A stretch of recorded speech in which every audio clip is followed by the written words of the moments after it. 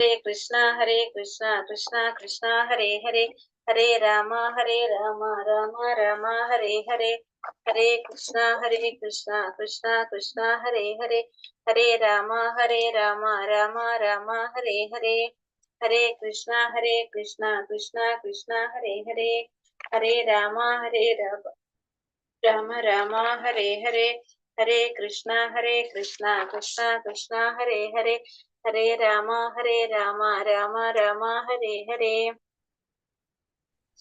हरे कृष्णा ഹരേ കൃഷ്ണ മാതാജി. ഹരേ കൃഷ്ണ. എല്ലാവർക്കും പ്രണാമം. ശ്രീ ശ്രീ രാധാ ഗോവിന്ദ് ടെമ്പിൾ ഇസ്കോൺ മാംഗ്ലൂരിന്റെ 18 ദിവസത്തെ ഭഗവത്ഗീത ക്ലാസ്സിലേക്ക് എല്ലാവർക്കും സ്വാഗതം. ഹരേ കൃഷ്ണ. ഓം നമോ ഭഗവതേ വാസുദേവായ, ഓം നമോ ഭഗവതേ വാസുദേവായ, ഓം നമോ ഭഗവതേ വാസുദേവായ. ഓം അജ്ഞാനതിമിരാന്ധസ്യ ജ്ഞാനാഞ്ജനാശലാകയാ ചക്ഷുരുന്മീലിതം യേന തസ്മൈ ശ്രീ ഗുരവേ നമഃ. ശ്രീ ചൈതന്യ മനോഭീഷ്ടം സ്ഥാപിതം യേന ഭൂതലേ സ്വയം രൂപാ കഥാ മഹ്യം ദദാതി സോപദാന്തികം. വന്ദേഹം ശ്രീഗുരോ ശ്രീയുതപദകമലം ശ്രീഗുരോൻ വൈഷ്ണവാം ച ശ്രീരൂപം സാഗ്രജാതം സഗണ രഘുനാഥാന്വിതം തം സജീവം സാദൈതം സാവധൂതം പരിജനസഹിതം കൃഷ്ണ ചൈതന്യ ദേവം ശ്രീരാധാ കൃഷ്ണപാദാൻ സഗണ ലളിത ശ്രീ വിശാഖാന്വിതാംശ്ച. ഹേ കൃഷ്ണ കരുണാ സിന്ധോ ദീനബന്ധോ ജഗത്പദേ ഗോപേശ ഗോപിക കാന്ത രാധാ കാന്ത നമോസ്തുതേ. തപ്തകാഞ്ചന ഗൗരാംഗി ശ്രീരാധേ വൃന്ദാവനേശ്വരി ഋഷഭാനുസുതേ ദേവി പ്രണമാമി ഹരിപ്രിയേ. പഞ്ചകൽപതരൂപേശ്ച കൃപാ സിന്ധോഭ്യവ ച പതിതാനാം പാവനേഭ്യോ വൈഷ്ണവേഭ്യോ നമോ നമഃ. നമോ വിഷ്ണുപാദായ കൃഷ്ണപ്രേഷ്ഠായ ഭൂതലേ ശ്രീമതേ ഭക്തിവേദാന്ത സ്വാമി ഇതി നാമിനേ. നമസ്തേ സാരസ്വതേ ദേവേ ഗൗരവാണി പ്രചാരിണേ നിർവിശേഷ ശൂന്യവാദി പാശ്ചാത്യ ദേശധാരിണേ. ജയ ശ്രീ കൃഷ്ണ ചൈതന്യ പ്രഭു നിത്യാനന്ദ ശ്രീ അദ്വൈത ഗദാധര ശ്രീവാസാദി ഗൗര ഭക്തവൃന്ദ. ഹരേ കൃഷ്ണ കൃഷ്ണ കൃഷ്ണ ഹരേ ഹരേ, ഹരേ രാമ രാമ രാമ ഹരേ ഹരേ. ഹരേ കൃഷ്ണ.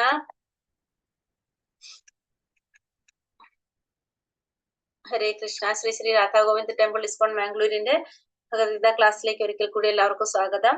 ഇന്ന് അധ്യായം 6 ധ്യാനയോഗത്തെ കുറിച്ചാണ് നമ്മൾ പഠിക്കാൻ പോകുന്നത്. ഹരേ കൃഷ്ണ. അപ്പൊ ധ്യാനയോഗം എന്ന് പറഞ്ഞാല് എന്താണ്?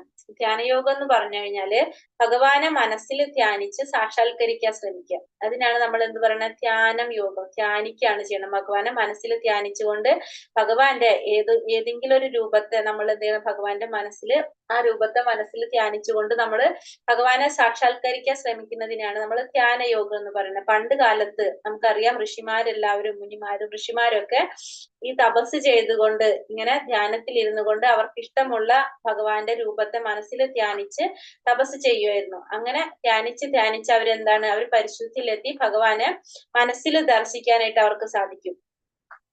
അങ്ങനെ പിന്നീട് ഒരിക്കലും ആ ഭഗവാന്റെ രൂപം അവരിൽ നിന്ന് പോകുന്നില്ലല്ലോ, അവരുടെ ദൃഷ്ടിയിൽ നിന്ന് മറഞ്ഞു പോകുന്നില്ല. അതിനാണ് നമ്മൾ എന്ത് പറയുന്നത്? സമാധി എന്ന് പറയുന്നത്. അപ്പോ ഒരു ഭക്തൻ ആ ഒരു അവസ്ഥയിലേക്ക് എത്തുമ്പോഴെന്നാണ് ഭഗവാനെ നമുക്ക് ദർശിക്കാൻ സാധിക്കാവുന്ന ഒരു അവസ്ഥയിലേക്ക് എത്തിയിട്ടുണ്ടാവില്ല. അതാണ് നമ്മൾ ഈ പറഞ്ഞ ധ്യാനത്തിലൂടെ ചെയ്യുന്നത്. സദാസമയത്തും ഭഗവാനെ ദർശിക്കാനായിട്ട് സാധിക്കും. പ്രപഞ്ചത്തില് എന്താണ് പറഞ്ഞത്? നമ്മൾ പറഞ്ഞു എന്നല്ല, പണ്ഡിത സമദർശിന എന്ന് പറഞ്ഞു. കാരണം ഭഗവാനെ കുറിച്ച് അറിയുന്നവർക്ക് ഈ പ്രപഞ്ചത്തിലുള്ള എല്ലാ ജീവജാലങ്ങളെയും എല്ലാത്തിനെയും സമദൃഷ്ടിയോടെ കാണാൻ സാധിക്കുന്നു. അതേപോലെ തന്നെ ഈ സമാധിയിൽ ഇരിക്കുന്നവർക്ക് എന്താണ്? പ്രപഞ്ചത്തിൽ മുഴുവനും അവർ ആരെയാ കാണുന്നത്? ഭഗവാനെയാണ് ദർശിക്കാനായിട്ട് സാധിക്കുന്നത്. ആ ജീവാത്മാവിന്റെ ഒപ്പം ഇരിക്കുന്ന പരമാത്മാവിനെ ദർശിക്കാനായിട്ട് അവർക്ക് കഴിയും. ധ്യാന യോഗം പരിശീലിക്കുന്നത് കൊണ്ട് ജീവാത്മാക്കൾക്ക് പരിശുദ്ധി നേടാണ്. അതുവഴി എന്ത് ചിന്തിക്കാണ്?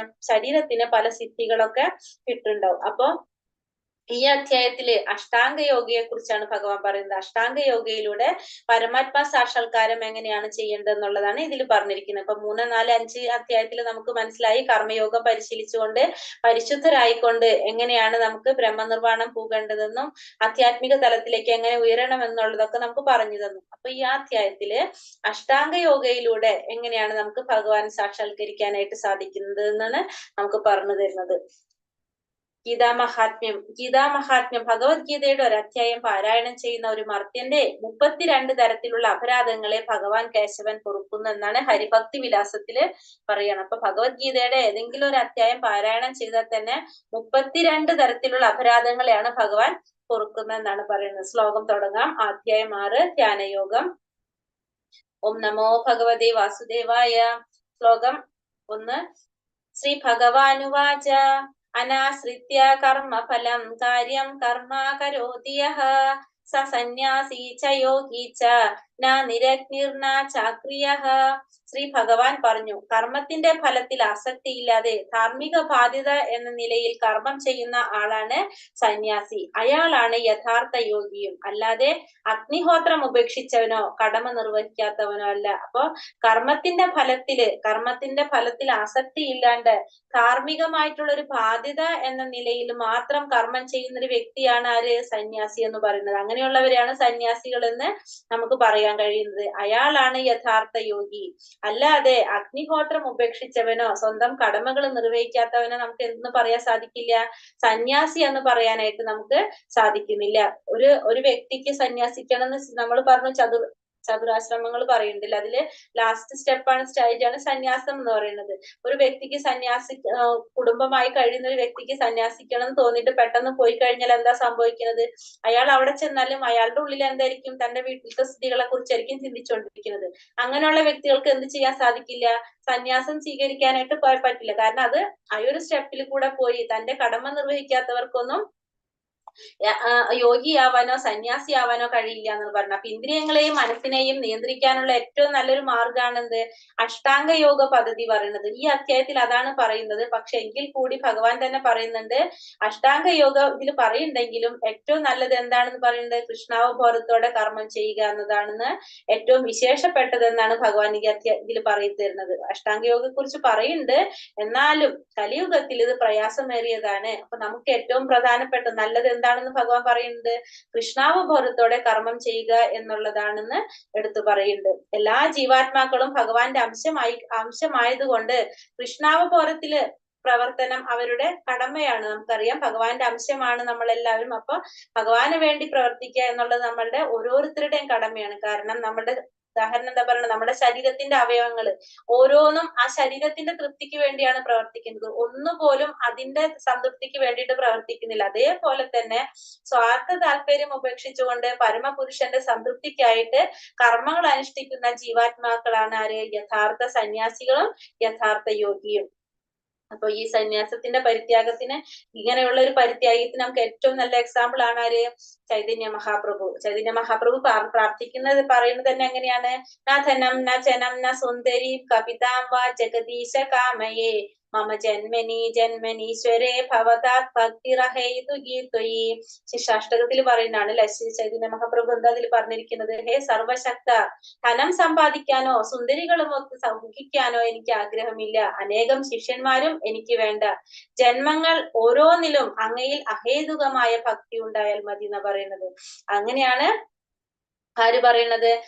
ചൈതന്യ മഹാപ്രഭു അദ്ദേഹത്തിന്റെ ശിക്ഷാഷ്ടകത്തില് പറഞ്ഞിരിക്കുന്നത്. അപ്പൊ സന്യാസി ഇതാണോ യോഗ എന്ന് ചോദിക്കാണ്. ഈ കുറെ പിക്ചേഴ്സ് തന്നിട്ടുണ്ട്. ഇതിൽ ചോദിക്കാണ്, ഇതാണോ യോഗ?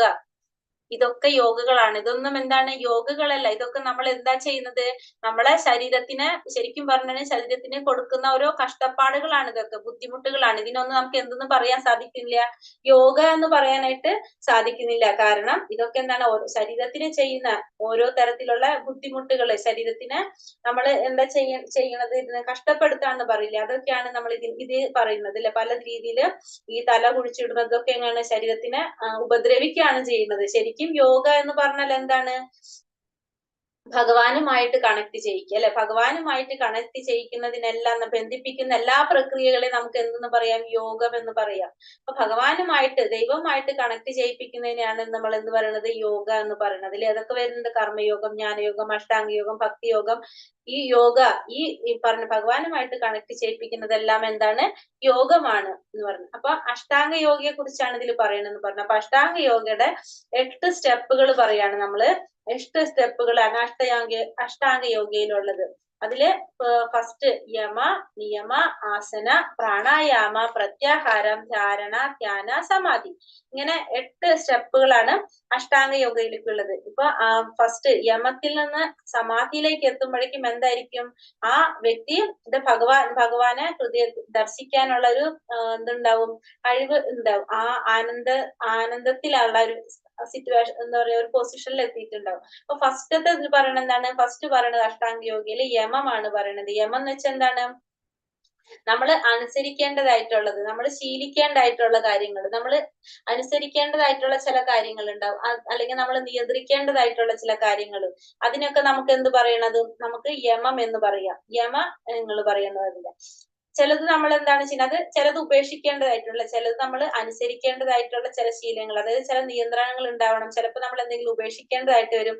ഇതൊക്കെ നമുക്ക് എന്തിൽ പറയാം? യമത്തിൽ പറയാം. നിയമം എന്ന് പറഞ്ഞാലോ നമ്മൾ സ്വയം പരിശീലിക്കേണ്ടതാണത്.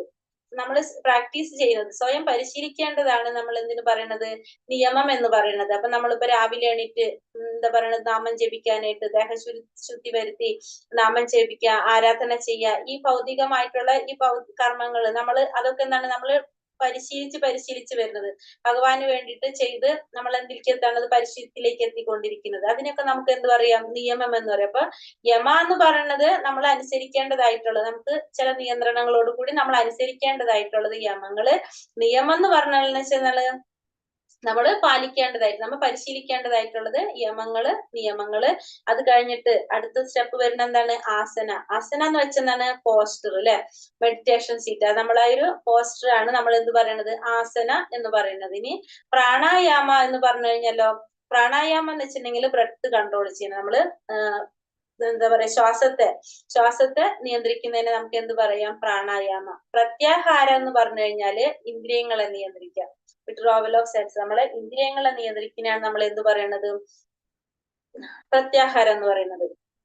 ഇനി ധാരണ എന്ന് പറഞ്ഞെങ്കിൽ എന്താണ്? കോൺസെൻട്രേഷൻ ആണ്. നമ്മളുടെ എന്തെങ്കിലും ഒരു കാര്യത്തിൽ നമ്മള് ശ്രദ്ധ കേന്ദ്രീകരിക്കുന്നതിന് നമുക്ക് എന്ത് പറയാം? ധാരണ എന്ന് പറയാം. അടുത്ത സ്റ്റെപ്പ് ഏതാ വരുന്നത്? ധാരണ കഴിഞ്ഞാല് ധ്യാനം. ധ്യാനം എന്ന് പറഞ്ഞു കഴിഞ്ഞാല് നമ്മൾ ധ്യാനിക്കുകയാണ്. ഇതിലെ പരിശീലനം, ധ്യാനത്തിന് നമുക്ക് പരിശീലനം ആവശ്യമാണ്. നമ്മൾ പരമാത്മാ രൂപത്തിൽ ഭഗവാനെ ധ്യാനിക്കുന്നു പറയുണ്ടായിരുന്നല്ലോ. അപ്പൊ അതിന് കുറെ വർഷങ്ങൾ, ചിലപ്പോ കുറെ വർഷങ്ങൾ എടുത്തിട്ടായിരിക്കും ആ ധ്യാനത്തിലൂടെ ഭഗവാനെ സാക്ഷാത്കരിക്കാൻ സാധിക്കുന്നത് പറഞ്ഞു. അതേപോലെ തന്നെ ഇവിടെ ഇത് തന്നെയാണ് പറയുന്നത്. ധ്യാനം എന്ന് വെച്ചിട്ടുണ്ടെങ്കിൽ എന്താണ്? ഭഗവാനെ ധ്യാനിക്കുകയാണ്. നമുക്ക് ഇഷ്ടമുള്ള ഭഗവാന്റെ രൂപത്തിൽ ധ്യാനിച്ചുകൊണ്ട് നമ്മൾ എന്ത് ചെയ്യാണ്? നമ്മൾ ഭഗവാനെ സാക്ഷാത്കരിക്കാൻ ശ്രമിക്കുക. അതിനാണ് നമ്മൾ എന്ത് പറയുന്നത്? ധ്യാനം എന്ന് നമ്മൾ പറയുന്നത്. ലാസ്റ്റ് സ്റ്റെപ്പ് വന്നിട്ട് സമാധി. സമാധിയിൽ എത്തുമ്പോൾ എന്താണ് പറയുന്നത്? അതീന്ദ്രിയമായിട്ടുള്ള ഒരു സുഖം അനുഭവപ്പെടാനായിട്ട് സാധിക്കും. കാരണം ഭഗവാനെ സത്യത്തില് ഭഗവാനെ ശരിക്കും മനസ്സിലാക്കി, കാരണം ഒരിക്കലും അത് ചലിക്കേണ്ടാത്തൊരവസ്ഥയിലേക്ക് എത്തിയിട്ടുണ്ടാവും. അത്രയും ഒരു അതീന്ദ്രിയമായിട്ടുള്ള ഒരു ആനന്ദം കിട്ടുന്ന ഒരു അവസ്ഥയാണ്. ഇതിലും വലിയൊരു നേട്ടം ഇനി കിട്ടാനില്ല, അറിയാനില്ല എന്ന് മനസ്സിലാക്കുന്ന ഒരു അവസ്ഥയാണ് എന്ത്? സമാധി എന്ന് പറയുന്നത്. അപ്പൊ അഷ്ടാംഗ യോഗയുടെ 8 സ്റ്റെപ്പുകൾ: യമ, നിയമ, ആസന, പ്രാണായാമ, പ്രത്യാഹാര, ധാരണ, ധ്യാന, സമാധി. ഇതാണ് അഷ്ടാംഗ യോഗയുടെ 8 സ്റ്റെപ്പുകൾ പറയുന്നത്. ഇനി അടുത്ത ശ്ലോകത്തിൽ പറയുന്നത് ഉദ്ധരേതാത്മനാത്മാനം നാത്മനാമവസാദയേത് ആത്മവൈഹേന്യം ബന്ധുരാത്മൈ വരി. ഒരു സെക്കൻഡ്. ഉദ്ധരേതാത്മനാത്മാനം ആത്മനാവസദായേത് ആത്മൈവാഹ്യാത്മനോ ബന്ധുരാത്മൈവാ രിപുരാത്മനഃ.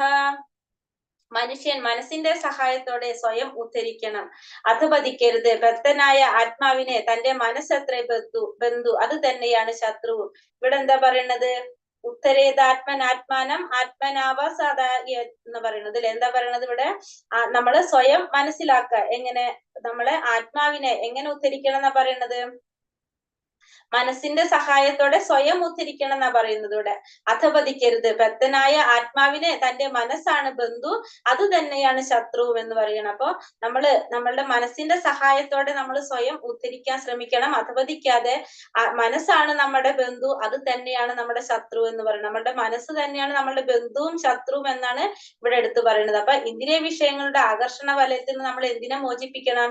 മനസ്സിനെ മോചിപ്പിക്കണം. അതാണ് നമ്മുടെ യോഗയുടെ പ്രധാന ലക്ഷ്യം. അപ്പൊ ഇന്ദ്രിയ വിഷയങ്ങളുടെ എന്താ പറയണത്? ആകർഷണത്തിൽ നിന്ന് നമ്മൾ മനസ്സിനെ മോചിപ്പിക്കുക എന്നുള്ളതാണ് നമ്മളെ യോഗയുടെ പ്രധാന ഉദ്ദേശ്യം. അപ്പൊ ബദ്ധനായ ആത്മാവിന്റെ അജ്ഞാനത്തിൽ നിന്ന് മാറ്റി അതിനെ കരകയറ്റാൻ പറ്റുന്ന ഒരു രീതിയിലുള്ളൊരു ട്രെയിനിങ് ആർക്ക് കൊടുക്കണം? മനസ്സിന് കൊടുക്കണം. അങ്ങനെ മനസ്സിനെ കൊടുത്തു കഴിഞ്ഞാൽ എന്താണ്? മനസ്സിന് കൊടുക്കേണ്ടത് അത്യാവശ്യമാണ്. ഈ ഭൗതിക പ്രകൃതിയുടെ നമുക്കറിയാം ഭൗതിക പ്രകൃതിയിൽ നമ്മളെ ആകർഷിക്കുന്ന പല കാര്യങ്ങളുണ്ടാവും. അപ്പൊ അതില് ആകൃഷ്ടരാകാത്ത വിധത്തിൽ നമ്മൾ എന്ത് ചെയ്യണം? മനസ്സിനെ പരിശീലിപ്പിക്കേണ്ടത് അത്യാവശ്യമാണ്. എന്നാൽ മാത്രമേ ആർക്ക് രക്ഷ ഉണ്ടാകുന്നുള്ളൂ? ജീവാത്മാവിന് രക്ഷയുള്ളൂ. വിഷയങ്ങളിൽ ആകർഷിച്ചു പോയി കഴിഞ്ഞാൽ എന്താ സംഭവിക്കുക? അത് അധപതിക്കാണ് ചെയ്യുന്നത്. അതിൽ എത്രമാത്രം നമ്മൾ ആകർഷനായിക്കൊണ്ടിരിക്കുന്നോ അത്രത്തോളം ഈ ഭൗതികമായിട്ടുള്ള ഈ അസ്തിത്വത്തിൽ കുടുങ്ങിപ്പോയിക്കൊണ്ടിരിക്കുക. അപ്പൊ കൃഷ്ണാവബോധത്തില് സദാ എന്താ പറയുക, ഈ ബന്ധനത്തിൽ ഇല്ലാതിരിക്കണമെങ്കിൽ, മുക്തി നേടാനുള്ള ഏറ്റവും നല്ല മാർഗം എന്താണ്? നമ്മള് മനസ്സിനെ കൺട്രോൾ ചെയ്യാനായിട്ട്, മനസ്സിനെ ഉറപ്പിക്കാൻ ശ്രമിക്കുക എന്നുള്ളതാണ് ഏറ്റവും പ്രധാനപ്പെട്ട കാര്യം. അമൃതബിന്ദുപനിഷത്തിൽ പറയുന്നുണ്ട്, മന ഏവ മനുഷ്യാണം കാരണം ബന്ധം മോക്ഷയോ ബന്ധായ വിഷയ സംഘോ മുക്തി നിർവിഷയം മനഃ. മനുഷ്യന് ബന്ധനത്തിനും മോചനത്തിനും മനസ്സ് തന്നെയാണ് കാരണം. അപ്പൊ ബന്ധനത്തിന് കാരണവും മോചനത്തിന് കാരണം എന്താണ്? മനസ്സ് തന്നെയാണ്. വിഷയത്തിൽ ആസക്തമാകുമ്പോൾ ബന്ധനത്തിനും വിഷയങ്ങളിൽ നിന്ന് വേർപെട്ട് കഴിഞ്ഞാൽ അത് മുക്തിക്കും ഹേതുവാകുന്നു പറഞ്ഞു. അപ്പൊ വിഷയത്തിൽ ആസക്തിയായി കഴിഞ്ഞാൽ എന്താണ്? ഈ ഭൗതികതയില് ബന്ധനത്തിൽ പെട്ടുപോകാണ്. അതിൽ നിന്ന് നമ്മള് വിരക്തി ഉണ്ടായി കഴിഞ്ഞാൽ എന്ത് സംഭവിക്കുകയാണ്? വേർപെട്ട് പോയി കഴിഞ്ഞാൽ അത് നമുക്ക് മുക്തിക്ക് കാരണമായി തീരുന്നു. അതുകൊണ്ട് നമ്മൾ എന്ത് ചെയ്യണം? കൃഷ്ണാവബോധത്തിൽ മുഴുകിയിരിക്കുന്ന ഒരു മനസ്സ് ഉണ്ടാക്കിയെടുക്കാനായിട്ട് ശ്രമിക്കണം. എങ്കിൽ മാത്രമേ നമുക്ക് എന്ത് സാധിക്കുന്നുണ്ടോ? പരമമായ മുക്തിക്ക് കാരണമാകുന്നുള്ളൂ. അപ്പൊ മനസ്സ് തന്നെയാണ് ഒരു മനുഷ്യന്റെ ഉത്തമ സുഹൃത്തും ഉത്തമ ശത്രുവും എന്നിവിടെ എടുത്തു പറയാണ്.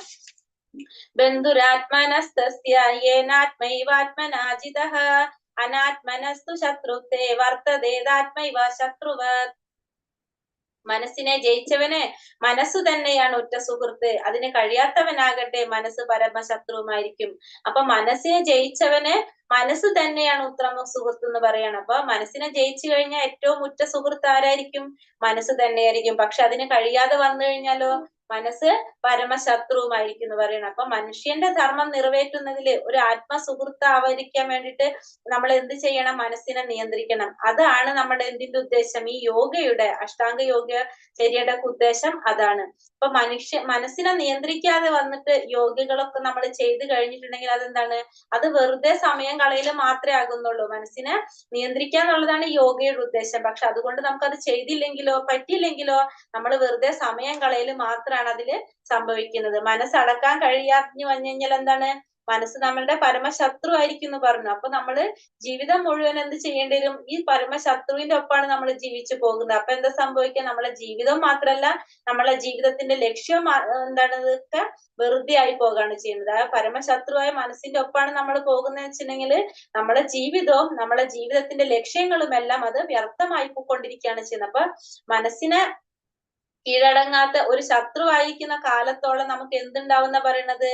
നമുക്ക് ഈ കാമം, ക്രോധം, ലോഭം, മോഹം എന്നിവയുടെ ചെൽപ്പടിയിൽ നിൽക്കാനേ നമുക്ക് സാധിക്കുന്നുള്ളൂ.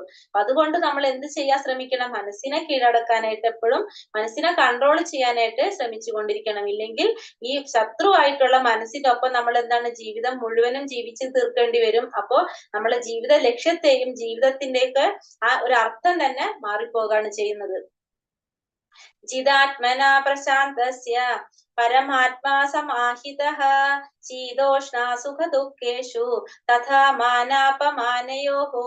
മനസ്സിനെ കീഴടക്കിയവൻ ശാന്തി നേടുകയാൽ പരമാത്മാവിനെ പ്രാപിച്ചു കഴിഞ്ഞു. അങ്ങനെയുള്ള ആൾക്ക് തണുപ്പും ചൂടും സുഖവും ദുഃഖവും മാനവും അപമാനവും എല്ലാം ഒന്നു തന്നെയാണ്. അപ്പൊ മനസ്സിനെ കീഴടക്കി കഴിഞ്ഞാല് ആ വ്യക്തിക്ക് എന്താണ്? ശാന്തി നേടുകയാൽ പരമാത്മാവിനെ പ്രാപിക്കാനായിട്ട് കഴിയും. അങ്ങനെയുള്ള ആൾക്ക് തണുപ്പും ചൂടും സുഖവും ദുഃഖവും മാനവും അപമാനവും എല്ലാം എങ്ങനെയായിരിക്കും? ഒരേപോലെ തന്നെ ആയിരിക്കും എന്നാ പറഞ്ഞത്. അപ്പൊ മനസ്സ് ഉത്തമ പ്രകൃതിയിൽ ഉറച്ചു നിൽക്കുകയാണെങ്കിൽ അയാൾക്ക് എന്താണ്? പരമകൽപ്പനയല്ലാതെ ഭഗവാന്റെ കൽപ്പന അനുസരിക്കാനായിട്ട്, ഭഗവാന്റെ ഇച്ഛയ്ക്കനുസരിച്ച് പ്രവർത്തിക്കാനായിട്ട് സാധിക്കും. കാരണം ആ മനസ്സ് സ്വന്തം കൺട്രോളിലാണല്ലേ. അപ്പൊ നമ്മൾ എല്ലാം ചെയ്യുന്നത് ആർക്ക് വേണ്ടിയായിരിക്കും? പിന്നെ ഭഗവാന് വേണ്ടിയിട്ട് ചെയ്യാനായിട്ട്. നമുക്ക് എന്താ പറയാ, നമുക്ക് കൺട്രോള് നമ്മളെ കയ്യിൽ കിട്ടിക്കഴിഞ്ഞാല് സ്വാഭാവികമായിട്ടും നമുക്ക് ആ ജ്ഞാനം നേടാനും നമുക്ക് ഭഗവാനെ പ്രാപിക്കാനുള്ള എന്തൊക്കെയാണ് നമുക്ക് ചെയ്യേണ്ട കാര്യങ്ങൾ അതൊക്കെ ചെയ്യാനായിട്ട് നമുക്ക് സാധിക്കും. അങ്ങനെ നമുക്ക് എവിടേക്ക് എത്താനായിട്ട് സാധിക്കും? പരമപദത്തിലോട്ട് ഉയരാനായിട്ട് നമുക്ക് സാധിക്കും.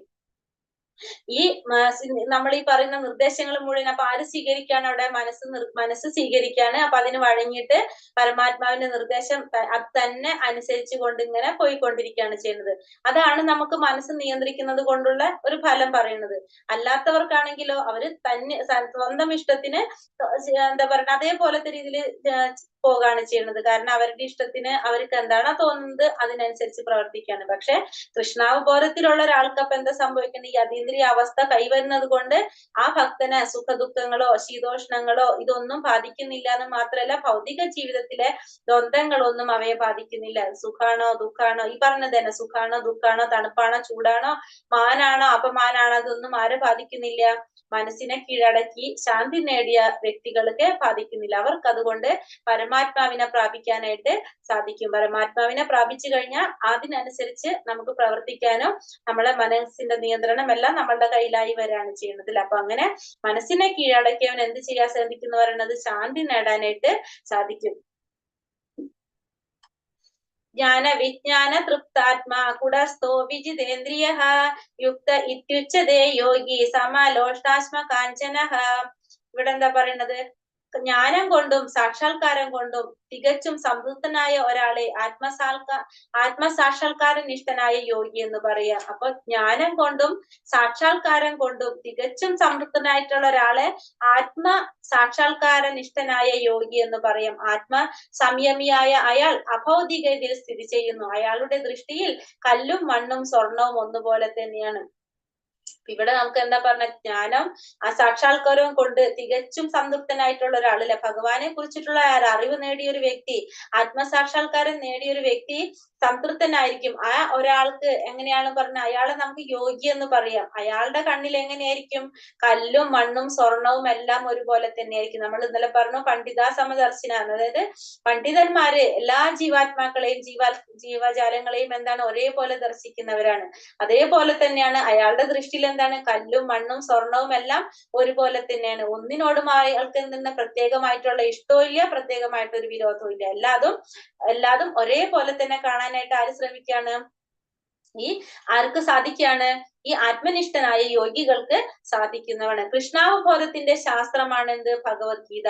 ലൗകിക പാണ്ഡിത്യം കൊണ്ട് ആർക്കും കൃഷ്ണാവബോധം ഉദിക്കില്ല. അത് വിശുദ്ധ പ്രജ്ഞനായ ഒരാളുമായി സഹവസിക്കാനുള്ള ഭാഗ്യമുണ്ടാകണം. കൃഷ്ണന്റെ കരുണ മൂലം ജ്ഞാനത്തെ സാക്ഷാത്കരിച്ച ആളാണ് കൃഷ്ണാവബോധമാർന്ന ഭക്തൻ. ശുദ്ധ ഭക്തിപൂർവമായ സേവനത്താൽ സംതൃപ്തനാണ് അയാൾ. ജ്ഞാന സാക്ഷാത്കാരം ഒരാളെ പൂർണ്ണതയിൽ എത്തിക്കുന്നു. അപ്പൊ എന്താ പറഞ്ഞ? കൃഷ്ണാവബോധത്തിന്റെ ശാസ്ത്രം ഭഗവത്ഗീത. നമ്മ പറഞ്ഞു ഭഗവത്ഗീതയിലെ ഓരോ അധ്യായത്തിലും എടുത്തെടുത്ത് പറയുന്നത് എന്താണ്? കൃഷ്ണാവബോധത്തെ കുറിച്ചാണ്, ഭഗവാനെ കുറിച്ചാണ്. പരമദിവ്യോത്തമ പുരുഷനായ ഭഗവാൻ ശ്രീകൃഷ്ണൻ എന്നതാണ് ഈ ഭഗവത്ഗീതയിൽ ഓരോന്നിലും എടുത്തു പറഞ്ഞിരിക്കുന്നത്. ഈ ലൗകിക പാണ്ഡിത്യം കൊണ്ട് ആർക്കും എന്തുണ്ടാവുന്നില്ല? കൃഷ്ണാവബോധം ഉദിക്കുന്നില്ല. നമ്മൾ പറഞ്ഞു. കാരണം ഈ മെറ്റീരിയൽ വേൾഡിൽ നമുക്ക് എത്ര ക്വാളിഫിക്കേഷൻ ഉണ്ടെന്ന് പറഞ്ഞാലും നമുക്ക് അതെന്താവുന്നില്ല? നമുക്ക് റിയൽ ആയിട്ടുള്ള ഒരു ക്വാളിഫിക്കേഷൻ അല്ല അത്. കാരണം ഭഗവാനെ കുറിച്ചുള്ള ഒരു ബോധം എന്നാണോ നമുക്ക് വരുന്നത് എങ്കിൽ മാത്രമേ നമുക്ക് എന്തുണ്ടാകുന്നുള്ളൂ? ആ ഒരു കറക്റ്റ് ആയിട്ടുള്ള ഒരു ജ്ഞാനം നമുക്ക് കിട്ടുന്നുള്ളൂ. അത് അല്ലാതെ ആർക്കും എന്ത് വരുന്നില്ല? ഈ കൃഷ്ണാവബോധം ആർക്കും ഉദിക്കുന്നില്ല. അതിന് വിശുദ്ധ പ്രജ്ഞനായ ഒരാളുമായി സഹവസിക്കാനുള്ള ഭാഗ്യം ഉണ്ടാവണം. അപ്പൊ അതിനു വേണ്ടിയിട്ട് നമ്മൾ എന്താ ചെയ്യേണ്ടത്? ഭക്തന്മാരുമായിട്ട്, വിശുദ്ധ ഭക്തന്മാരുമായിട്ട് നമുക്ക് സഹവസിക്കാനുള്ള ഒരു ഭാഗ്യം ഉണ്ടാവണം. സാധുസംഘം സത്സംഗം വളരെ പ്രാധാന്യമാണെന്നോട് പറഞ്ഞുതരാണ് നമുക്ക്. കൃഷ്ണന്റെ കരുണ മൂലം ജ്ഞാനത്തെ സാക്ഷാത്കരിച്ച ആളാണ് കൃഷ്ണാവബോധമാർന്ന ഭക്തൻ. അപ്പൊ ഭഗവാന്റെ കരുണ മൂലം, ഭഗവാന്റെ കരുണ ഉണ്ടെങ്കിൽ മാത്രമേ നമുക്ക് എന്ത് കിട്ടുള്ളൂ? ഭഗവാന്റെ ആ ജ്ഞാനം അറിയാൻ തന്നെ സാധിക്കുള്ളൂ. ഇത് ഗ്രഹിക്കാൻ വേണ്ടിയിട്ട് നമുക്ക് എന്താണ്? അതിനുള്ള ബുദ്ധിയും ആരാണ് തരേണ്ടത്? ഭഗവാൻ തന്നെയാണ് തരേണ്ടത്. നമ്മൾ ഈ പറഞ്ഞ ഭഗവാന്റെ കുറിച്ചുള്ള അറിവുകൾ എന്തോ ആയിക്കോട്ടെ, അത് നമുക്ക് അറിയണമെങ്കിൽ അതിനുള്ള ജ്ഞാനവും ആര് തരണം? അത് ഗ്രഹിക്കാനുള്ള ബുദ്ധിയും ഭഗവാൻ തന്നെയാണ് തരേണ്ടത്. ആ ജ്ഞാനത്തെ സാക്ഷാത്കരിച്ച ആളാണ് ആര്? കൃഷ്ണാവബോധമാർന്ന ഭക്തൻ. ശുദ്ധ ഭക്തിപൂർവമായ സേവനത്താൽ സംതൃപ്തനാണ് അയാൾ. ജ്ഞാന സാക്ഷാത്കാരം ഒരാളെ പരിപൂർണതയിൽ എത്തിക്കുന്നു. അപ്പൊ ഭക്തിപൂർവമായ സേവനത്തിൽ അയാൾ എന്താണ് സംതൃപ്തനാണ്. കാരണം ഭഗവാന് സംതൃപ്തി ഉണ്ടാകുമ്പോ ഭക്തന് സംതൃപ്തി കിട്ടാണ് ചെയ്യുന്നത് അല്ലെ. കാരണം ഭക്തൻ ചെയ്യുന്നത് മുഴുവൻ ആർക്ക് വേണ്ടിയാണ്? ഭഗവാന് വേണ്ടിയിട്ടാണ് എല്ലാം ചെയ്യുന്നത്. അങ്ങനെ ചെയ്യുന്ന ഒരാൾ എന്താണ്? പരിപൂർണതയിലേക്ക് എത്താണ് ചെയ്യുന്നത്. ഭക്തിരസാമൃത സിന്ധു 1-2 234 പറയുന്നുണ്ട്. അഥ ശ്രീകൃഷ്ണ നാമാതി ധാവേത്രാഹ്യമിന്ദ്രിയൈഹി സേവോന്മുഖേഹി ജിഹ്വാദൗ സ്വയമേവാ സ്ഫുരത്യതഃ. ഭൗതിക മാലിന്യം പൂണ്ടാത്ത ഇന്ദ്രിയങ്ങളാൽ ശ്രീകൃഷ്ണന്റെ നാമം, രൂപം, ഗുണം, ലീല എന്നിവകളുടെ സ്വഭാവം ആർക്കും ഗ്രഹിക്കാനാവില്ല. ഭഗവത് സേവനം കൊണ്ട് പരിപൂരിതനാകുമ്പോൾ മാത്രമേ ഒരാൾക്ക് കൃഷ്ണന്റെ അതീന്ദ്രിയ ലീലകളെയും നാമം, രൂപം, ഗുണം ഇത്യാദികളെയും അറിയാൻ കഴിയൂ. ഭക്തിരസാമൃത സിന്ധു 1-2 234. അതായത് ഭൗതികമായിട്ടുള്ള മാലിന്യം പൂണ്ട ഇന്ദ്രിയങ്ങളാൽ, അപ്പൊ ഭഗവാനെ കുറിച്ച് അറിയണമെങ്കിൽ നമ്മൾ ഈ ഭൗതികമായിട്ടുള്ള എത്ര നമുക്ക് ക്വാളിഫിക്കേഷൻ ഉണ്ടെന്ന് പറഞ്ഞാലും നമ്മുടെ സാധാ ഇന്ദ്രിയങ്ങൾ കൊണ്ട് ഭഗവാനെ കുറിച്ച് നമുക്ക് ഗ്രഹിക്കാനായിട്ട് സാധിക്കുന്നില്ല. ഭഗവാന്റെ നാമം, രൂപം, ഗുണങ്ങള്, ലീലകള് ഇത് നമുക്ക് ഗ്രഹിക്കാനായിട്ട് സാധിക്കുന്നില്ല എന്ന് പറയുന്നത്. അതിന് നമുക്ക് എന്ത് വേണമെന്ന് പറഞ്ഞ ഇതിന് ഭഗവത് സേവനം കൊണ്ട് പരിപൂരിതരാകുമ്പോൾ മാത്രമേ നമുക്കത് സാധിക്കുന്നുള്ളൂ. അതുകൊണ്ടാണ് നമ്മൾ ഈ ഭഗവത്ഗീത ക്ലാസ്സിൽ രജിസ്ട്രേഷൻ ഒരു 600-700 രജിസ്ട്രേഷൻ നമുക്ക് വരുന്നുണ്ടാവും. പക്ഷെ അതിൽ ക്ലാസ്സിൽ അറ്റൻഡ് ചെയ്യുന്നവർ എത്ര പേരായിരിക്കും? ചിലപ്പോൾ 100-200 പേരായിരിക്കും. അത് എന്തുകൊണ്ടാണ്? അവർ ഈ ഭൗതികമായിട്ടുള്ള ആ ഒരു മാലിന്യം പൂണ്ട ആ ഒരു ഇന്ദ്രിയം കൊണ്ടാണ് അവർ ഇതൊക്കെ കാണാൻ ശ്രമിക്കുന്നത്. പക്ഷെ അവർക്ക് എന്ത് വന്നിട്ടില്ല? അവർക്ക് ആ ഒരു ഭക്തിയിലേക്ക് അവർക്ക് കടക്കാനായിട്ട് സാധിച്ചിട്ടില്ല. കാരണം നമ്മള് ഈ ക്ലാസ്സുകൾ കേട്ട് ഒരു ക്ലാസ് കൊണ്ട് ഒരാൾക്കും ഭഗവത്ഗീത മനസ്സിലാകില്ല. കാരണം വീണ്ടും വീണ്ടും വീണ്ടും അത് കേട്ടാണ് നമുക്ക് അതിനോട് താല്പര്യം വരുന്നത്. ആ താല്പര്യം ഉണ്ടായി വരുമ്പോഴാണ് നമുക്ക് എന്ത് വരുന്നത്? ഭഗവാനെ കുറിച്ച് അറിയാൻ സാധിക്കുന്നത്. അപ്പോഴാണ് നമുക്ക് ആ സബ്ജക്റ്റിനോട് നമുക്ക് താല്പര്യം വരുന്നത് അല്ലെ. കാരണം ആദ്യം നമ്മൾ കേൾക്കുമ്പോൾ നമുക്ക് അത്രയും നമുക്ക് ഇൻട്രസ്റ്റ് ഇല്ല ശരിക്കും നമുക്കത് മനസ്സിലാവില്ല അത്ര. അപ്പൊ വീണ്ടും നമ്മൾ ഒരു പ്രാവശ്യം കൂടി ആ ക്ലാസ് കേൾക്കും. അപ്പൊ നമുക്ക് കുറച്ച് മനസ്സിലാവും. അതായത് നമ്മൾ പറഞ്ഞു വരുന്നതെന്ന് വെച്ചിട്ടുണ്ടെങ്കിൽ ആ ഭഗവാനെ കുറിച്ച് ആ ഒരു ഭക്തി നമ്മൾ ഫസ്റ്റ് നവവിധ ഭക്തിയിൽ പറയുന്നുണ്ട് ഫസ്റ്റ് ശ്രവണമാണെന്ന്. ആ ശ്രവണത്തിലൂടെ നമ്മളത് കേട്ട് നമുക്ക് അതിനോടൊരു താല്പര്യം വരണം. അതായത് ഇൻഡയറക്ട്ലി നമുക്ക് എന്ത് വരാണ്? അവിടെ ഭഗവാനോട് ഒരു ഭക്തി വന്നുകൊണ്ടിരിക്കുകയാണ് ചെയ്യുന്നത്. ആ ഭക്തി വരുമ്പോഴാണ് നമുക്ക് അത് മനസ്സിലാകാനായിട്ട് സാധിക്കുന്നത്. പക്ഷെ അത് നമുക്ക് അറിയുന്നില്ല. പക്ഷെ സംഭവിക്കുന്നത് അതാണ്. അവിടെ നമുക്ക് നമ്മൾ ആദ്യമായിട്ട് നമുക്ക് ഭഗവത്ഗീത കേൾക്കുമ്പോൾ നമുക്ക് ഒരു താല്പര്യം തോന്നണമെന്നില്ല. പക്ഷെ അവിടെ കഷ്ടപ്പെട്ട് നമ്മൾ ഇരുന്ന് കഴിഞ്ഞാൽ ആ 18 ദിവസം കൊണ്ട് നമുക്ക് ഇരുന്ന് കഴിഞ്ഞാൽ എന്താണ് സംഭവിക്കുന്നത്? നമുക്ക് അവിടെ ഒരു ഭക്തി വരാണ് നമ്മള്. കാരണം നമ്മളും ഭഗവാനും തമ്മിലൊരു കണക്ഷൻ അവിടെ വരികയാണ് ചെയ്യുന്നത്. അപ്പോഴാണ് നമുക്കത് അറിയാനുള്ള ഒരു താല്പര്യം ഉണ്ടാവുന്നത്. അല്ലാത്തവര് ചിലവരുണ്ടാവും 1 ദിവസം 2 ദിവസം ക്ലാസ് കേട്ട് അത് വിട്ടുപോകുന്നവരുണ്ടാവും. കാരണം അവർക്ക് അതിലേക്ക് കടക്കാൻ അവർക്ക് സാധിച്ചിട്ടില്ല. അപ്പൊ ഭഗവാന്റെ അനുഗ്രഹം ഉണ്ടെങ്കിൽ മാത്രമേ ഇത് സാധിക്കുന്നുള്ളൂ. അപ്പൊ നമുക്ക് എന്താണ് അതിനുള്ള ബുദ്ധി തരുന്നത്? ആര് തന്നെയാണ്? ഭഗവാൻ തന്നെയാണ്. അപ്പൊ നമുക്ക് അറിയണമെങ്കിൽ, അത് മനസ്സിലാക്കാൻ എങ്ങനെ വേണത്? അത് അറിയണമെങ്കിൽ ഭഗവത് സേവനം കൊണ്ട് പരിപൂരിതനാകുമ്പോൾ മാത്രമേ ഒരാൾക്ക് ഭഗവാന്റെ ലീലകളെ കുറിച്ചും നാമം, രൂപം, ഗുണം ഇതിനെക്കുറിച്ച് അറിയാൻ സാധിക്കുന്നുള്ളൂ. അതുകൊണ്ടാണ് ഇപ്പൊ നമ്മള് ഭഗവാന്റെ ലീലകൾ എത്ര പറഞ്ഞാലും എത്ര കേട്ടാലും ആർക്കൊട്ടും ഒരു മടുപ്പ് തോന്നാത്ത എന്തുകൊണ്ടാണ്? അത് നമ്മൾ അതിലേക്ക് ഇറങ്ങി ചെന്ന് കഴിഞ്ഞാൽ നമുക്കത് എത്രയും കേൾക്കും തോറും എപ്പോഴും നമുക്കത് കേൾക്കാനായിട്ട് ആഗ്രഹം വർദ്ധിച്ചുകൊണ്ടിരിക്കും. നമ്മൾ നേരെ മറിച്ച് ഒരു സിനിമയാണ് 2 പ്രാവശ്യം 1 പ്രാവശ്യം കണ്ടു കഴിഞ്ഞിട്ടുണ്ടെങ്കിൽ പിന്നെ നമുക്കത് കാണുമ്പോൾ നമുക്ക് വലിയ താല്പര്യം ഉണ്ടാവില്ല. പക്ഷെ ഭഗവാന്റെ ലീലകൾ അങ്ങനെയല്ല. നമുക്ക് എത്ര കേട്ടാലും എത്ര പറഞ്ഞാലും അത് മതി വരാത്ത പോലെയാണ് വരുന്നത് അല്ലെ. അതിന്റെ പ്രത്യേകത എന്താണ്? നമ്മളുടെ ആ ഒരു മൈൻഡിൽ വരുന്ന വ്യത്യാസമാണ്. നമ്മളുടെ മനസ്സ് എന്തിലേക്ക് ആയി തുടങ്ങി? ഭഗവാനിലേക്ക് ആയി തുടങ്ങി. അപ്പൊ നമ്മളെ ഒരു ആഗ്രഹത്തിനനുസരിച്ച് നമ്മളുടെ ഉള്ളിലിരിക്കുന്ന ജീവാത്മാവിന് ശരിക്കും എന്താണ് ആഗ്രഹം? അതിന്റെ മൂലസ്വരൂപമായിട്ടുള്ള ഭഗവാനിലേക്ക് എത്താന്നുള്ളതാണ് അതിന്റെ ആഗ്രഹം. അപ്പൊ അതിലോട്ട് നമുക്ക് കടക്കാനായിട്ട് സാധിക്കുകയാണ് ചെയ്യുന്നത്. അതാണ് ഭക്തിരസാമൃത സിന്ധുവിലെ ശ്ലോകം 1-2 234 പറയുന്നത്. ഇനി അടുത്ത ശ്ലോകത്തിൽ എന്താ പറയുന്നത്? നാത്യസ്നാതസ്തു യോഗോസ്തി ന ചൈകാന്ത മനസ്നതഃ ന ചാതി സ്വപ്നശീലസ്യ ജാഗ്രതോ നൈവ ചാർജുന. അർജുന, വളരെ കുറച്ചു മാത്രം ഭക്ഷിക്കുന്നവർക്കും ഏറെ ഭക്ഷിക്കുന്നവർക്കും ഉറക്കമില്ലാത്തവർക്കും വേണ്ടതിലേറെ ഉറങ്ങുന്നവർക്കും യോഗിയാവാൻ കഴിയില്ല. ഇനി എന്താ ഇവിടെ പറഞ്ഞു തരുന്നത്? ഇനി യോഗിക്ക് ആവശ്യമായിട്ടുള്ള ഭക്ഷണങ്ങളുടെയും നിദ്രകളുടെ ഒക്കെ ക്രമങ്ങളെ കുറിച്ചാണ് ഇവിടെ പറയുന്നത് അല്ലെ. അപ്പൊ അതായത് വളരെ കുറച്ചു മാത്രം ഭക്ഷിക്കുന്നവർക്കും ഏറെ ഭക്ഷിക്കുന്നവർക്കും ഉറക്കമില്ലാത്തവർക്കും വേണ്ടതിലേറെ ഉറങ്ങുന്നവർക്കും യോഗിയാവാൻ കഴിയില്ല എന്ന് പറയുന്നത് ഇവിടെ ഭഗവാൻ അർജുനനോട് പറഞ്ഞു കൊടുക്കുകയാണ്. അപ്പൊ ഒരു യോഗിക്ക് ആവശ്യമായിട്ടുള്ള ഭക്ഷണങ്ങളും നിദ്രയുടെ ക്രമങ്ങളെ കുറിച്ച് പറയാണ്. എന്താണ്? ഒരു ശരീരത്തിന് നിലനിർത്താൻ ആവശ്യമായിട്ടുള്ള, ശരീരത്തിന് ജീവനെ നിലനിർത്താൻ ആവശ്യമായിട്ടുള്ളത് മാത്രം ആണ് എന്ത് ചെയ്യേണ്ടത്? ഭക്ഷണം കഴിക്കേണ്ടത്. അല്ലാണ്ട് ഏറെ ഭക്ഷിക്കുക, ഏറെ ഉറങ്ങുക, ഇതൊക്കെ ചെയ്തു കഴിഞ്ഞാൽ എന്താണ്? അവർക്കൊരിക്കലും യോഗിയാവാനായിട്ട് കഴിയില്ല. അപ്പൊ നമ്മൾക്കറിയാം നമ്മൾ എന്താ ചെയ്യേണ്ടത്. അപ്പൊ നമുക്ക് ഉറക്കത്തിനായാലും നമ്മൾ കൺട്രോൾ ചെയ്യേണ്ടതാണ്, ഭക്ഷണത്തിനെ നമ്മൾ കൺട്രോൾ ചെയ്യേണ്ടതാണ്. നമുക്ക് എത്രയാണ് ആവശ്യം നമ്മുടെ ശരീരത്തിനെയും ജീവനെ നിലനിർത്താനായിട്ട് എത്രയാണ് ആവശ്യം അത്ര മാത്രമാണ് എന്ത് ചെയ്യേണ്ടത്? നമ്മൾ കഴിക്കേണ്ടത്. അല്ലാത്തത് നമുക്ക് സ്വീകരിക്കേണ്ട ആവശ്യമില്ല എന്ന് പറയുന്നത്. ഇങ്ങനെ ഇതിനാണ് നമുക്ക് സാത്വികമായിട്ടുള്ള രീതിയിലുള്ള ഭക്ഷണം കഴിക്കുന്നതായിട്ട് നമ്മൾ പറയുന്നത് തന്നെ. അപ്പൊ അതും നമുക്കറിയാം എന്താണ്? ഭഗവാന് നിവേദിച്ചുകൊണ്ട് വേണം നമ്മൾ കഴിക്കാൻ. നമുക്ക് കൃഷ്ണനെ നിവേദിക്കാതെ നമുക്ക് വേണ്ടിയിട്ട് ആഹാരം ഉണ്ടാക്കുന്നത് നമ്മൾ എന്ത് ചെയ്യാണ്? നമ്മളെ സന്തോഷത്തിന് വേണ്ടിയിട്ട്, നമ്മളെ ഇന്ദ്രിയ സുഖത്തിന് വേണ്ടിയിട്ട് നമ്മൾ ചെയ്ത് പാപത്തെയാണ് നമ്മൾ ഭുജിക്കാൻ ശ്രമിക്കുന്നത്. പക്ഷെ നമ്മൾ എന്താണ് ചെയ്യേണ്ടത്? അങ്ങനെ ചെയ്യാതെ നമ്മൾ എന്ത് ചെയ്യണം? ഭഗവാന് സമർപ്പിച്ചുകൊണ്ട് നമ്മൾ അത് സ്വീകരിക്കുകയാണെങ്കിൽ, ഭഗവാനെ നിവേദിച്ച് അതിന്റെ ഉച്ഛിഷ്ടമാണ് നമ്മൾ സ്വീകരിക്കുകയാണെങ്കിൽ എന്താണ്? അത് നമ്മൾ ഏറ്റവും നല്ലതാണെന്ന് പറയണത്. എന്താ പറയാ, വളരെ എന്താ പറയാ, ഏറ്റവും നല്ലതാണത്. അങ്ങനെയാണ് നമ്മൾ ചെയ്യേണ്ടതിരുന്നിട്ട്. അപ്പൊ കൃഷ്ണാവബോധം ഉണ്ടാവാൻ വേണ്ടിയിട്ടും നമുക്ക് ആധ്യാത്മികതയിൽ ഉയരാൻ വേണ്ടിയിട്ടും നമുക്ക് ഏറ്റവും ചെയ്യേണ്ട കാര്യമാണ് നമ്മൾ എന്ത് ചെയ്യണം? നമ്മൾ കഴിക്കാൻ ഉണ്ടാക്കുന്ന ഭക്ഷണം മുഴുവനും ഭഗവാനെ നിവേദിച്ചതിന് ശേഷം മാത്രം നമ്മൾ സ്വീകരിക്കുക എന്നുള്ളത്. അപ്പൊ അങ്ങനെ ഭഗവാനെ നിവേദിച്ചതിന് ശേഷം ആ ആഹാരം നമ്മൾ ഉപയോഗിച്ചു കഴിഞ്ഞാൽ എന്താണ്? നമുക്ക് ഈ യോഗത്തിൽ പൂർണ്ണത നേടാനായിട്ട് സാധിക്കും. കാരണം നമ്മളുടെ ലക്ഷ്യം എന്താണ്? ഭഗവാനുമായിട്ട് കണക്ഷൻ ആവുക, ഭഗവാനുമായിട്ട് അടുക്കുക എന്നുള്ളതാണ്. അപ്പൊ അതിന് പൂർണ്ണത കിട്ടാൻ വേണ്ടിയിട്ട് നമുക്ക് എന്തൊക്കെ ചെയ്യാൻ സാധിക്കോ അതൊക്കെ നമ്മൾ ചെയ്യാം. ഉറക്കം നിയന്ത്രിക്കുക. കാരണം ഉറക്കം നമുക്കറിയാം, സാധാരണ ഒരു ദിവസം 6 മണിക്കൂർ കൂടുതൽ നമുക്ക് ഉറങ്ങേണ്ട ആവശ്യമില്ല എന്നാ പറയുന്നത്.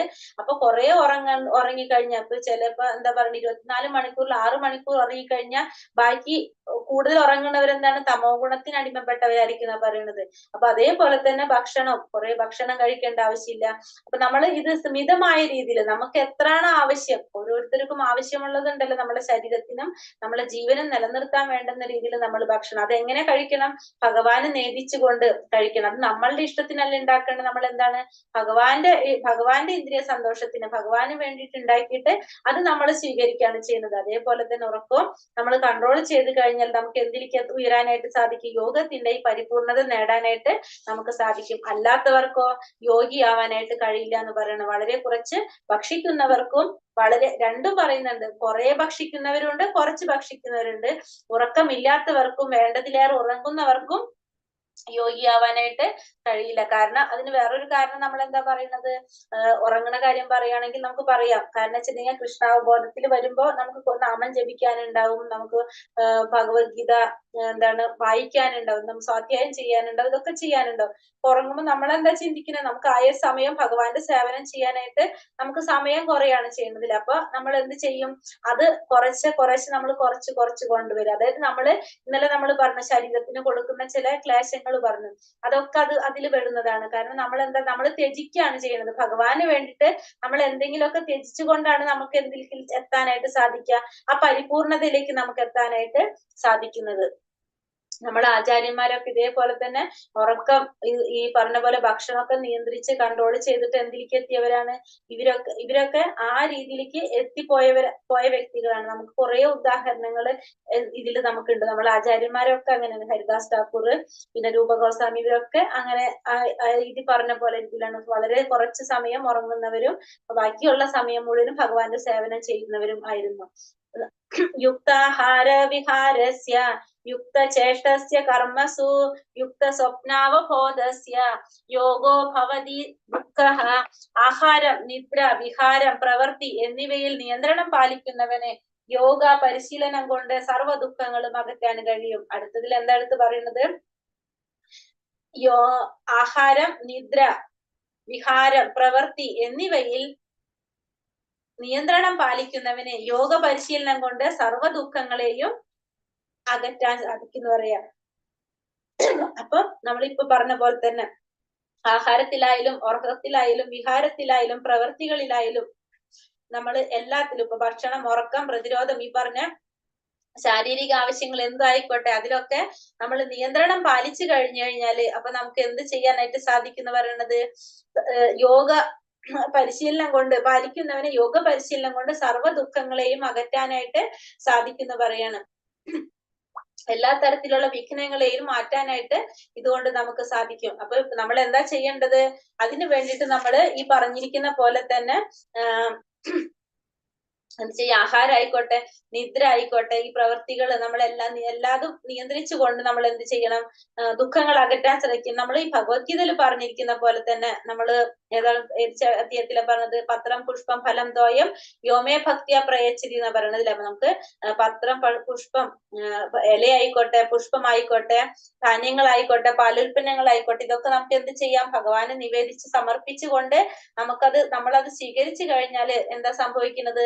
നമുക്ക് സാത്വികമായിട്ടുള്ള ഒരു ആഹാരം, ഭക്ഷണം ഭഗവാന് നിവേദിച്ച ശേഷം അത് സ്വീകരിച്ചു കഴിഞ്ഞാൽ സാത്വികമായിട്ടുള്ളത്, അത് പ്രസാദം സ്വീകരിക്കാൻ സാധിക്കുന്നു മാത്രമല്ല നമുക്ക് സർവ്വ ദുഃഖങ്ങളെയും അകറ്റാൻ സാധിക്കുന്ന പറയണം. പ്രസാദേ സർവ്വ ദുഃഖാനെന്ന് പറയുന്നത് അല്ലെ. പ്രസാദം കൊണ്ട് നമ്മളുടെ എല്ലാ ദുഃഖങ്ങളും അകറ്റാനായിട്ട് സാധിക്കും. കാരണം ഭഗവാന്റെ കാരുണ്യമാണത്. അപ്പൊ നമുക്ക് ഈ കൃഷ്ണാവബോധത്തിൽ ഉയരാനും അതേപോലെ തന്നെ നമ്മളെ എന്തിനെ കൺട്രോൾ ചെയ്യാനായിട്ട് സാധിക്കുകയാണ്? നാവിനെ കൺട്രോൾ ചെയ്യാനും നമുക്ക് സാധിക്കുകയാണ്. നമ്മളുടെ ഇന്ദ്രിയങ്ങളിൽ ഏറ്റവും പ്രധാനപ്പെട്ടതും ഏറ്റവും നിയന്ത്രിക്കാൻ ബുദ്ധിമുട്ടുള്ള ഒരു ഇന്ദ്രിയമാണ് എന്ത്? നാവ് എന്ന് പറയുന്നത് അല്ലെ. കാരണം നമ്മൾ ആ നാവിനെ നമുക്ക്, കാരണം നമ്മൾ സംസാരിക്കുന്നത് നമുക്ക് രണ്ട് കാര്യമാണ്. ഒന്ന് നമുക്ക് എന്താണ് സംഭാഷണത്തെ, നമ്മളെ സംസാരത്തെ കൺട്രോൾ ചെയ്യാൻ സാധിക്കുക. പിന്നെ നമ്മളെ ഭക്ഷണം, ഇത് രണ്ടുമാണ് നമുക്ക് കൺട്രോൾ ചെയ്യാൻ ബുദ്ധിമുട്ടുള്ളത്. ഒന്ന് നമ്മളുടെ സംസാരം, ഒന്ന് നമ്മളുടെ ഭക്ഷണം. ഇത് രണ്ടും ചെയ്യണമെങ്കിൽ ഈ നാവിനെ കൺട്രോൾ ചെയ്യാനായിട്ട് ഏറ്റവും ബെസ്റ്റ് എന്താണ്? ഒന്ന് പ്രസാദം സ്വീകരിക്കാൻ ശ്രമിക്കുക, പിന്നെ നാമജപം. ഇത് രണ്ടും നമ്മൾ എന്താണ്, ഇതിന് രണ്ടിനും നമുക്ക് നാവ് ആവശ്യമാണ്. അപ്പൊ അതുകൊണ്ട് നമ്മൾ ചെയ്യേണ്ടത് എന്താണ്? നാമം ജപിക്കുക, പ്രസാദം സ്വീകരിക്കുക. ഇതിലൂടെ നമുക്ക് എന്ത് ചെയ്യാൻ സാധിക്കും? പതുക്കെ പതുക്കെ നമുക്ക് നാവിനെ കൺട്രോൾ ചെയ്യാനായിട്ട് സാധിക്കും. നമ്മളെ ഓരോ സമയവും നമ്മൾ വിലപ്പെട്ടതാണെന്ന് ചിന്തിച്ചുകൊണ്ട് നമ്മൾ ഭഗവത് സേവനം ചെയ്യുന്നതിന് എന്തൊക്കെ നമുക്ക് ചെയ്യാൻ സാധിക്കുമോ അത് ചെയ്യുക. അപ്പൊ ഈ പറഞ്ഞ പോലെ തന്നെ ആഹാരം, നിദ്ര, വിഹാരം, പ്രവൃത്തി എന്നിവയിൽ നിയന്ത്രണം പാലിക്കുന്നവന് യോഗ പരിശീലനം കൊണ്ട് സർവ്വ ദുഃഖങ്ങളെയും അകറ്റാനായിട്ട് സാധിക്കും. അപ്പൊ നമ്മളെ ദുഃഖങ്ങൾ അകറ്റാനായിട്ട് നമുക്ക് ഏറ്റവും നല്ല മാർഗമാണ് ഈ പറഞ്ഞിരിക്കുന്നത്. ആഹാരങ്ങളായിക്കോട്ടെ, ഉറക്കായിക്കോട്ടെ, വിഹാരങ്ങളായിക്കോട്ടെ, പ്രവൃത്തികളായിക്കോട്ടെ, ഇതിലെല്ലാം നിയന്ത്രണം പാലിക്കുക, യോഗ പരിശീലനം ചെയ്യുക. ഇതൊക്കെ ഈ യോഗ പരിശീലനം നടത്തുന്നത് എന്തിനാണ്? നമ്മള് ഭഗവാനിലേക്ക് കണക്ട് ചെയ്യാൻ വേണ്ടിയിട്ടാണ് അല്ലെ. ആ നമ്മളെ മനസ്സിനെ കൺട്രോൾ ചെയ്ത് പ്രവർത്തിക്കാൻ വേണ്ടിയിട്ടാണ്. അപ്പൊ നമുക്ക് എന്ത് ചെയ്യാൻ സാധിക്കും? സർവ്വ ദുഃഖങ്ങളും അകറ്റാനായിട്ട് നമുക്ക് സാധിക്കും എന്നാ പറയണത്. ഇനിയോ യോമാം പശ്യന്തി സർവത്ര സർവം ചാമയി പശ്യതി തസ്യാഹം ന പ്രണശ്യാമി സചാമേന പ്രണശ്യതി. എവിടെയും ഞാൻ കുടികൊള്ളുന്നതായും എല്ലാം എന്നിൽ അടങ്ങുന്നതായും കാണുന്നവനെ ഞാൻ ഒരിക്കലും നഷ്ടപ്പെടുകയില്ല, എനിക്ക് അവനും നഷ്ടപ്പെട്ടു പോവില്ല. എന്താ പറഞ്ഞ? എവിടെയും ഞാൻ കുടികൊള്ളുന്നതായും എല്ലാം എന്നിൽ അടങ്ങുന്നതായും മനസ്സിലാക്കുന്നവന് ഒരിക്കലും ഞാൻ നഷ്ടമാകുന്നില്ല, അവന് ഞാനും നഷ്ടപ്പെട്ടു പോകുന്നില്ല എന്ന് പറഞ്ഞു. കൃഷ്ണാവബോധം ഉദിച്ചൊരു വ്യക്തി എപ്പോഴും എവിടെയും നമുക്കറിയാം ഭഗവാനെ ദർശിക്കാനായിട്ട് അവർക്ക് സാധിക്കും. നമ്മൾ പറഞ്ഞു സമാധിയിൽ എത്തിക്കഴിഞ്ഞാൽ എല്ലാത്തിലും എന്ത് കാണാണ്? ഭഗവാനെ ദർശിക്കാണ് ചെയ്യുന്നത് അല്ലെ. അപ്പൊ എവിടെയും എന്ത് ചെയ്യാൻ സാധിക്കാണ്? ഭഗവാനെ ദർശിക്കാനായിട്ട് ആ വ്യക്തിക്ക് സാധിക്കാണ്. അപ്പൊ ഭൗതിക പ്രകൃതിയിലുള്ള എല്ലാ ആവിഷ്കാരങ്ങളും ആരുടേതാണെന്ന് അവർക്ക് മനസ്സിലാകാണ്, ഭഗവാന്റെ ശക്തിയാണെന്നും ഭഗവാന്റേതാണെന്നും അവർക്ക് മനസ്സിലാക്കുന്നതില് അവ ഓരോ വസ്തുക്കളും കാണുമ്പോൾ നമുക്ക് ആരെ കുറിച്ച് ഓർമ്മ വരാണ്? ഭഗവാനെ കുറിച്ച് ഓർമ്മ വരാണ് ചെയ്യുന്നത്. കാരണം നമ്മൾ ഭഗവാനെ കുറിച്ച് ഓർക്കുക. ഭഗവാൻ ഈ ഭൗതിക പ്രപഞ്ചത്തിലെ ഓരോ വസ്തുക്കളും ആരുടെ സൃഷ്ടിയാണ്? ഭഗവാന്റെ സൃഷ്ടിയാണ്. അപ്പൊ ഇതൊക്കെ കാണുമ്പോൾ നമുക്ക് ആരെ ഓർക്കാൻ സാധിക്കാണ്? ഭഗവാനെ കുറിച്ചിട്ടുള്ള ഒരു ബോധം നമ്മളിൽ ഉണ്ടാവാണ് ചെയ്യുന്നത്. ഭഗവാൻ ഇല്ലാതെ നമുക്ക് ഒന്നിനും നിലനിൽപ്പില്ല എന്നുള്ളൊരു സത്യം നമ്മൾ മനസ്സിലാക്കാണ്. ഭഗവാനാണ് എല്ലാത്തിന്റെയും നാഥൻ. കൃഷ്ണാവബോധത്തിന്റെ മൗലികമായിട്ടുള്ള ഒരു സിദ്ധാന്തം അത് തന്നെയാണ്. കാരണം ഭഗവാനാണ് എല്ലാത്തിന്റെ സൃഷ്ടി, ഭഗവാനിൽ നിന്നാണ് എല്ലാം വന്നിരിക്കുന്നത്, ഭഗവാനാണ് എല്ലാത്തിന്റെയും നാഥൻ. കൃഷ്ണാവബോധം എന്ന് വെച്ചിട്ടുണ്ടെങ്കിൽ എന്താണ്? ഭഗവാനില് പ്രേമം വളർത്തുക എന്നുള്ളതാണ് നമ്മൾ എന്തുകൊണ്ട് അർത്ഥമാക്കുന്നത്? കൃഷ്ണാവബോധം എന്ന് പറയുന്നത്. കാരണം നമ്മൾ ചെയ്യുന്ന ഓരോ പ്രവൃത്തികളിലും ഭഗവാനെ കണ്ടുകൊണ്ട് ചെയ്യുക എന്നുള്ളതാണ് എന്ത് കൃഷ്ണാവബോധം. അപ്പൊ അങ്ങനെ കൃഷ്ണാവബോധത്തിലൂടെ വന്നു കഴിഞ്ഞാൽ അവർക്ക് എന്തുണ്ടാവുന്ന പറയുന്നത് പരിപൂർണത നേടാനായിട്ട് സാധിക്കുന്ന പറയുന്നത്. ഈ അവസ്ഥയില് ഉള്ളൊരു വ്യക്തികൾക്ക് എന്താണ് എല്ലാത്തിലും ഭഗവാൻ കുടികൊള്ളുന്നതായിട്ട് നമുക്ക് കാണാൻ സാധിക്കും. അവൻ ഒരിക്കലും ഞാനും നഷ്ടപ്പെടുന്നില്ല, അവൻ എനിക്ക് നഷ്ടപ്പെടുന്നില്ല എന്ന് പറയുന്നത്. ഇവിടെ നമുക്കറിയാവുന്നതാണ് ഹിരണ്യകശിപുവിന്റെ അല്ലെ. കാരണം എന്താ ചോദിച്ചത്, എവിടെ ഉണ്ടെന്ന് ചോദിച്ചാൽ തൂണിലും തുരുമ്പിലും ഉണ്ട്, നിന്റെ ഭഗവാൻ എവിടെ ഉണ്ടെന്ന് ചോദിച്ചപ്പോ എന്താ പറഞ്ഞ പ്രഹ്ലാദകുമാരൻ പറഞ്ഞത് എന്താണ്, ഉണ്ടെന്ന് പറഞ്ഞു. അപ്പൊ ആ ഭക്തന്റെ വാക്ക് സത്യമാക്കാൻ വേണ്ടിട്ട് എവിടെ നിന്നാണ് ഭഗവാൻ വരുന്നത്, തൂണിൽ നിന്നാണ് വരുന്നത്. അപ്പൊ എവിടെയും ഭഗവാൻ ഉണ്ട് എന്ന്, എല്ലാത്തിലും ഭഗവാൻ അടങ്ങുന്നത് ആർക്ക് കാണാൻ സാധിക്കാണ്, ഭക്തന്മാർക്ക് കാണാനായിട്ട് സാധിക്കാണ് പറഞ്ഞത്. കൃഷ്ണാവബോധം ഉദിച്ച ഒരു വ്യക്തി ഭഗവാൻ എവിടെയും ദർശിക്കുന്നു, എല്ലാം കൃഷ്ണനിൽ അധിവസിക്കുന്നു എന്ന് കാണുന്നു. അങ്ങനെയുള്ള ഒരു വ്യക്തി ഭൗതിക പ്രകൃതിയുടെ ആവിഷ്കാരങ്ങളെല്ലാം കൃഷ്ണന്റേതാണെന്ന് മനസ്സിലാക്കുന്നു. അതിനാൽ അവ ഓരോന്ന് കാണുമ്പോഴും അയാൾ കൃഷ്ണനെ കുറിച്ച് ബോധവാനാണ്, നമ്മളിപ്പോ പറഞ്ഞത് തന്നെ. അപ്പൊ കൃഷ്ണാവബോധമുള്ള ഒരു വ്യക്തിക്ക് ഭഗവാൻ എവിടെയും ദർശിക്കാനായിട്ട് സാധിക്കും. മാത്രമല്ല ഓരോ വസ്തുക്കൾ കാണുമ്പോഴും അതിലെല്ലാം ആരെ കാണാൻ സാധിക്കാണ്, ഭഗവാനെ കാണാനായിട്ട് സാധിക്കാണ്. കൃഷ്ണനെ കൂടാതെ ഒന്നിനും നിലനിൽക്കില്ല എന്നും കൃഷ്ണനാണ് എല്ലാത്തിന്റെയും നാഥൻ. ഇതാണ് കൃഷ്ണാവബോധത്തിന്റെ മൗലികമായിട്ടുള്ള സിദ്ധാന്തം. പ്രേമാഞ്ജന ചുരിത ഭക്തി വിലോചനേന തന്താ സദൈവ ഹൃദയേഷു വിലോകയന്തി യം ശ്യാമ സുന്ദരമചിന്യ ഗുണസ്വരൂപം ഗോവിന്ദമാദി പുരുഷം തമഹം ഭജാമി. ഭക്തന്റെ പ്രേമാഞ്ജനം എഴുതിയ കണ്ണുകൾക്ക് എപ്പോഴും ദൃശ്യനായിട്ടുള്ള ആദി പുരുഷനായ ഗോവിന്ദനെ ഞാൻ ഭജിക്കുന്നു. ഭക്ത ഹൃദയത്തിലത്രേ തന്റെ ശാശ്വതമായ ശ്യാമസുന്ദര രൂപത്തിൽ അവിടുന്ന് വാഴുന്നത്. അപ്പൊ ഭഗവാൻ എവിടെ വാഴുന്നത്, ഭക്തന്മാരുടെ ഹൃദയത്തിലാണ് ഭഗവാൻ ഇരിക്കുന്നതെന്ന് പറയാണ്. ആ ഭക്തന്റെ പ്രേമാഞ്ജനം എഴുതിയ കണ്ണുകൾക്ക് എപ്പോഴും ദൃശ്യനായിട്ടുള്ള ആദി പുരുഷനായ ഗോവിന്ദനെ ഞാൻ ഭജിക്കുന്നു എന്ന് പറയാണ്. അപ്പൊ ഭക്തന്മാരുടെ പ്രേമം കൊണ്ട് അഞ്ജനം എഴുതിയ കണ്ണുകൾക്ക് എപ്പോഴും ദൃശ്യനായിട്ടുള്ള, എപ്പോഴും കാണാൻ സാധിക്കുന്ന ഭഗവാനെ ഭജിക്കുന്നു. ഭക്തന്മാരുടെ ഹൃദയത്തിലാണ് ആര് വാഴുന്നത്, എങ്ങനെ ശ്യാമസുന്ദര രൂപത്തിൽ അവിടെ നിന്ന് വാഴുന്നത് എന്ന് പറഞ്ഞു. ഭഗവാന്റെ ശാശ്വതമായ രൂപത്തില്, ഭഗവാന്റെ ശാശ്വതമായ രൂപം അപ്പൊ ഏതാണ്, ഭഗവാന്റെ ശാശ്വതമായ രൂപമാണ് ശ്യാമസുന്ദര രൂപം. ഓടക്കുഴൽ വിളിച്ചു നിൽക്കുന്ന ആ ശ്യാമസുന്ദരമായ രൂപത്തില് ഭഗവാൻ വാഴുന്നു പറഞ്ഞ ഈ ഭഗവാൻ അവസ്ഥയില് കൃഷ്ണൻ ഒരിക്കലും ഭക്തന്റെ കണ്ണിൽ നിന്ന് മറയുന്നില്ല. എങ്ങനെയാണ് ഭക്തൻ ഭഗവാനെ ദർശിക്കാതെ ഒരു നിമിഷം പോലും ഇരിക്കാനായിട്ട് സാധിക്കുന്നില്ല. എങ്ങനെയുള്ളവരാണ് ഇപ്പൊ നമ്മൾ ഈ പറഞ്ഞ ഈ ശ്ലോകത്തിൽ പറഞ്ഞില്ലേ, എവിടെയും ഞാൻ കുടികൊള്ളുന്നതായും എന്നെ അടങ്ങുന്നതായും മനസ്സിലാക്കുന്നവൻ ഒരിക്കലും ഞാൻ നഷ്ടപ്പെടുകയില്ല, അവര് ഞാൻ നഷ്ടപ്പെടുകയില്ല. അങ്ങനത്തെ ഒരു അവസ്ഥയിൽ എത്തിക്കഴിഞ്ഞാല് അവർക്ക് ആ ഭക്തന് ഭഗവാനെ ദർശിക്കാതെ ഒരു നിമിഷം പോലും ഇരിക്കാനായിട്ട് സാധിക്കുന്നില്ല. അപ്പൊ അതുപോലെ കൃഷ്ണനെ പരമാത്മാ സ്വരൂപേണ ഹൃദയത്തിൽ ദർശിക്കുന്നവരാരാണ്, ഈ യോഗികളെല്ലാം അങ്ങനെ ദർശിക്കുന്നവരായിരിക്കും. ആ യോഗി ഒരു ശുദ്ധ ഭക്തനായിരിക്കും. അയാള് ക്ഷണം നേരം പോലും എന്ത് ചെയ്യില്ല, സ്വന്തം ഹൃദയത്തില് ഭഗവാനെ ദർശിക്കാതെ ജീവിക്കാനായിട്ട് അയാൾക്ക് ഇരിക്കാൻ പറ്റില്ല. അങ്ങനത്തെ ഒരു അവസ്ഥയിൽ അവര് എത്തും.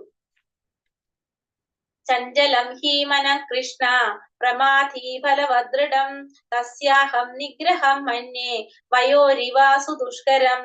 അപ്പൊ മനസ്സിനെ കൺട്രോൾ ചെയ്തുകൊണ്ട് ചെയ്താലാണ് ഇതൊക്കെ സാധിക്കുന്നത്. അപ്പൊ എന്താണ് ഈ പറയുന്നത്, ഭഗവാന്റെ അടുത്ത് അർജുനൻ എന്താ പറയുന്നത്, അപ്പൊ ചഞ്ചലം ഹീമന കൃഷ്ണ പ്രമാധി ബലവദൃഢം തസ്യാഹം നിഗ്രഹം മന്യേ വയോരിവാസു ദുഷ്കരം.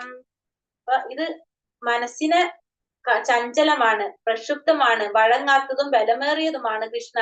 അതിനെ നിയന്ത്രിക്കാൻ കാറ്റിനെ പിടിച്ചു നിർത്തുന്നതിനേക്കാൾ പ്രയാസമുണ്ടെന്ന് എനിക്ക് തോന്നുന്നു.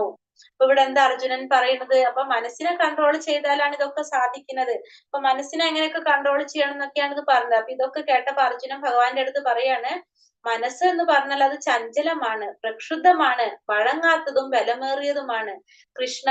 അതിനെ നിയന്ത്രിക്കാൻ എനിക്ക് കാറ്റിനെ പിടിച്ചു നിർത്തുന്നതിനേക്കാൾ പ്രയാസമുണ്ടെന്ന് എനിക്ക് തോന്നുന്നു. ആരാണ് പറയുന്നത്, അർജുനനാണ് പറയുന്നത്. അർജുനൻ എങ്ങനെയാണ്, വില്ലാളി വീരനാണ് അർജുനന് ദൃഢനിശ്ചയം നമുക്കറിയാവുന്ന കാര്യമാണ്. അർജുനന്റെ ദൃഢനിശ്ചയത്തെ കുറിച്ചൊക്കെ ആ അർജുനൻ പറയാണ്, മനസ്സ് ചഞ്ചലമാണ്, പ്രക്ഷുബ്ധമാണ്, വഴങ്ങാത്തതും ബലമേറിയതുമാണ് കൃഷ്ണ. അതിനെ നിയന്ത്രിക്കാൻ കാറ്റിനെ പിടിച്ചു നിർത്തുന്നതിനേക്കാൾ പ്രയാസമുണ്ടെന്നാണ് ആർക്ക് തോന്നുന്നത്, അർജുനന് തോന്നുന്നത് പറയാണ്. കാരണം മനസ്സ് ബുദ്ധിക്ക് വഴങ്ങണം എന്നാണ് നമ്മൾ പറഞ്ഞതില്ലേ, നമ്മൾ കഴിഞ്ഞ ചാപ്റ്ററിൽ പറഞ്ഞു മനസ്സ് എപ്പോഴും എന്ത് ചെയ്യണം, ബുദ്ധിക്ക് വഴങ്ങണം. എന്നാലേ നമുക്ക് എന്ത് ചെയ്യാൻ പറ്റും, മനസ്സ് ബുദ്ധിയും ശക്തിയും ഉപയോഗിച്ചിട്ട് നമുക്ക് നമ്മളെ കൺട്രോൾ ചെയ്യാനായിട്ട്, ഇന്ദ്രിയങ്ങളെ കൺട്രോൾ ചെയ്യാനായിട്ട് സാധിക്കുള്ളൂ നമ്മൾ പറഞ്ഞു. നമ്മൾ നേരത്തെ പറഞ്ഞിട്ടുണ്ടായിരുന്നു. കാരണം മനസ്സിന് വഴങ്ങേണ്ടത് എന്താണ്, ബുദ്ധിയാണ്. നമ്മൾ എന്താണ് പറഞ്ഞ, ഭൗതികമാകുന്ന രഥത്തിലെ ഒരു തേരാളിയാണ് ജീവാത്മാവ് എന്നൊക്കെ പറഞ്ഞ് നമ്മൾ പഠിച്ചില്ലേ, ഭൗതിക ദേഹത്തിൽ ഒരു രഥമൊക്കെ പറഞ്ഞിട്ട് നമ്മൾ പറഞ്ഞിട്ടുണ്ടായിരുന്നു. അപ്പൊ അതിൽ പറഞ്ഞിരിക്കുന്നത് ഇങ്ങനെയായിരുന്നു അല്ലെ, നമുക്കറിയാം. ബുദ്ധിയും മനസ്സും കൂടിയിട്ട് ഒരുമിച്ചിട്ട് എന്താണ്, മനസ്സിനെ വഴികാട്ടി ബുദ്ധി പിടിക്കണം. അതിനുശേഷം ഈ മനസ്സും ബുദ്ധിയും കൂടിയിട്ട് എന്ത് ചെയ്യണം, നമ്മളെ ഇന്ദ്രിയങ്ങളെ കൺട്രോൾ ചെയ്തിട്ട് നമ്മളെ ഇന്ദ്രിയങ്ങൾ കൺട്രോൾ ചെയ്യാനായിട്ട് ശ്രമിക്കണം, നമ്മൾ പഠിച്ചു. അപ്പൊ അർജുനൻ ഇവിടെ എന്താ പറയുന്നത്, ആ മനസ്സിനെ കീഴടക്കാന്ന് പറഞ്ഞു കഴിഞ്ഞാല്, മനസ്സിനെ കൺട്രോൾ ചെയ്യാന്ന് വെച്ചിട്ടുണ്ടെങ്കിൽ വളരെ എളുപ്പമുള്ള ഒരു കാര്യമല്ല എന്ന് പറയുന്നത്. അതായത് നമുക്ക് പറഞ്ഞ ഭയങ്കര ഒരു അസുഖം വന്നു കഴിഞ്ഞിട്ടുണ്ടെങ്കിൽ എന്താ സംഭവിക്കുന്നത്, അതിന് നമ്മൾ മരുന്ന് കഴിച്ചു കഴിഞ്ഞാലും അത് നമ്മളെ ചിലപ്പോ ആ പ്രതിരോധ ശേഷി ഉണ്ടാവണമെന്നില്ല, നമുക്കത് ആ തോൽപ്പിക്കാനായിട്ട് സാധിക്കണമെന്നില്ല. അതേപോലെ തന്നെ ആ ഔഷധങ്ങളുടെ ശക്തിയെ തോൽപ്പിക്കുന്ന കടുത്ത അസുഖങ്ങളൊക്കെ വന്നു കഴിഞ്ഞാൽ തോൽപ്പിക്കണ പോലെ തന്നെയാണ് എന്ത് പറയണത്, മനസ്സിനെ പറയണത്. അപ്പൊ ഈ വഴക്കമില്ലാത്ത ഒരു മനസ്സിനെ യോഗചര്യ കൊണ്ട് നിയന്ത്രിക്കപ്പെടാനായിട്ട് ചിലപ്പോൾ അത് ബുദ്ധിമുട്ടായിരിക്കും. അപ്പൊ അത്രയും യോഗചര്യ ചെയ്ത് നമ്മൾ എന്ത് ചെയ്യും, ആ മനസ്സിനെ നിയന്ത്രിക്കണം. പക്ഷെ അർജുനൻ പറയുന്നത് എന്താണ്, സാധാരണ മനുഷ്യരെ പോലെ അർജുനൻ ചിന്തിച്ച് പറയാണ്, മനസ്സിനെ കൺട്രോൾ ചെയ്യേണ്ടത് എങ്ങനെയാണ്, അത് വളരെ ബുദ്ധിമുട്ടാണെന്നാണ് ഇവിടെ ആര് പറയണത്, അർജുനൻ പറയണത്. പക്ഷെ ചൈതന്യ മഹാപ്രഭു നമുക്ക് നിർദ്ദേശിച്ചിട്ടുണ്ട് എന്ത്, ഹരേ കൃഷ്ണ മഹാമന്ത്ര ജപത്തിലൂടെ നമുക്ക് എന്ത് ചെയ്യാൻ സാധിക്കുന്നു, മനസ്സിനെ നിയന്ത്രിക്കാൻ സാധിക്കുന്നു. നമ്മളോട് ചൈതന്യ മഹാപ്രഭു നിർദ്ദേശിച്ചിട്ടുണ്ട്. മനസ്സിനെ കൺട്രോൾ ചെയ്യാനായിട്ടുള്ള ഏറ്റവും നല്ലൊരു ഉപായം പറഞ്ഞു തന്നിരിക്കുന്നതാണ് നാമജപം. ഹരേ കൃഷ്ണ മഹാമന്ത്ര ജപത്തിലൂടെ നമുക്ക് സാധിക്കുമെന്നാണ്, ഹരേ കൃഷ്ണ ജപത്തിലൂടെ സാധിക്കുമെന്ന് ആര് പറഞ്ഞു തന്നിട്ടുണ്ട്, ചൈതന്യ മഹാപ്രഭു നമുക്ക് നിർദ്ദേശിച്ചു തന്നിട്ടുണ്ട്. തന്റെ മനസ്സ് പൂർണ്ണമായി കൃഷ്ണനിൽ അർപ്പിക്കുക എന്നാല് മനസ്സിനെ അലട്ടുന്ന എല്ലാ പ്രവർത്തനങ്ങളും ഇല്ലാണ്ടാക്കുക എന്നാണ് അർത്ഥമാക്കുന്നത് അല്ലെ. മനസ്സിനെ നമുക്ക് കൺട്രോൾ ചെയ്യാൻ സാധിച്ചു കഴിഞ്ഞാൽ അതുമായിട്ട് ബന്ധപ്പെട്ടിട്ടുള്ള യാതൊരു പ്രവർത്തനങ്ങളും നമ്മളെ ഇല്ലാണ്ടാവാണ് ചെയ്യുന്നത്, അതൊന്നും നമ്മളെ ബാധിക്കുന്നില്ല. ഇപ്പൊ നമ്മൾ പറഞ്ഞു, അർജുനനാണ് ഈ പറഞ്ഞത് എന്തെന്ന്, മനസ്സിനെ കൺട്രോൾ ചെയ്യാനായിട്ട് ബുദ്ധിമുട്ടാണെന്ന് പറഞ്ഞ വ്യക്തി ആരാണ്, അർജുനനാണല്ലേ ഭഗവാന്റെ അടുത്ത് പറഞ്ഞത്. ആ അർജുനൻ ആരാണ്, ആ അർജുനനാണ് നമുക്കറിയാം ഫസ്റ്റ് കാണുന്നത് തന്നെ ദ്രോണര് ചോദിക്കുന്നുണ്ടായിരുന്നു. അതായത് ഒരു പരീക്ഷ നടത്തിയപ്പോ ഒരു പക്ഷിയുടെ കണ്ണിലേക്ക് അമ്പ് ചെയ്യാൻ പറഞ്ഞപ്പോ എല്ലാവരും പറഞ്ഞു അതിന്റെ ചുറ്റുമുള്ള ഓരോ വസ്തുക്കൾ പറഞ്ഞു. പക്ഷെ അർജുനൻ മാത്രാണ് പറയുന്നത് ആ എന്തിനാണോ ഫോക്കസ് ചെയ്യാൻ പറഞ്ഞത് ആ കണ്ണ് മാത്രമേ ആര് കണ്ടുള്ളൂ, അർജുനൻ കണ്ടുള്ളൂ.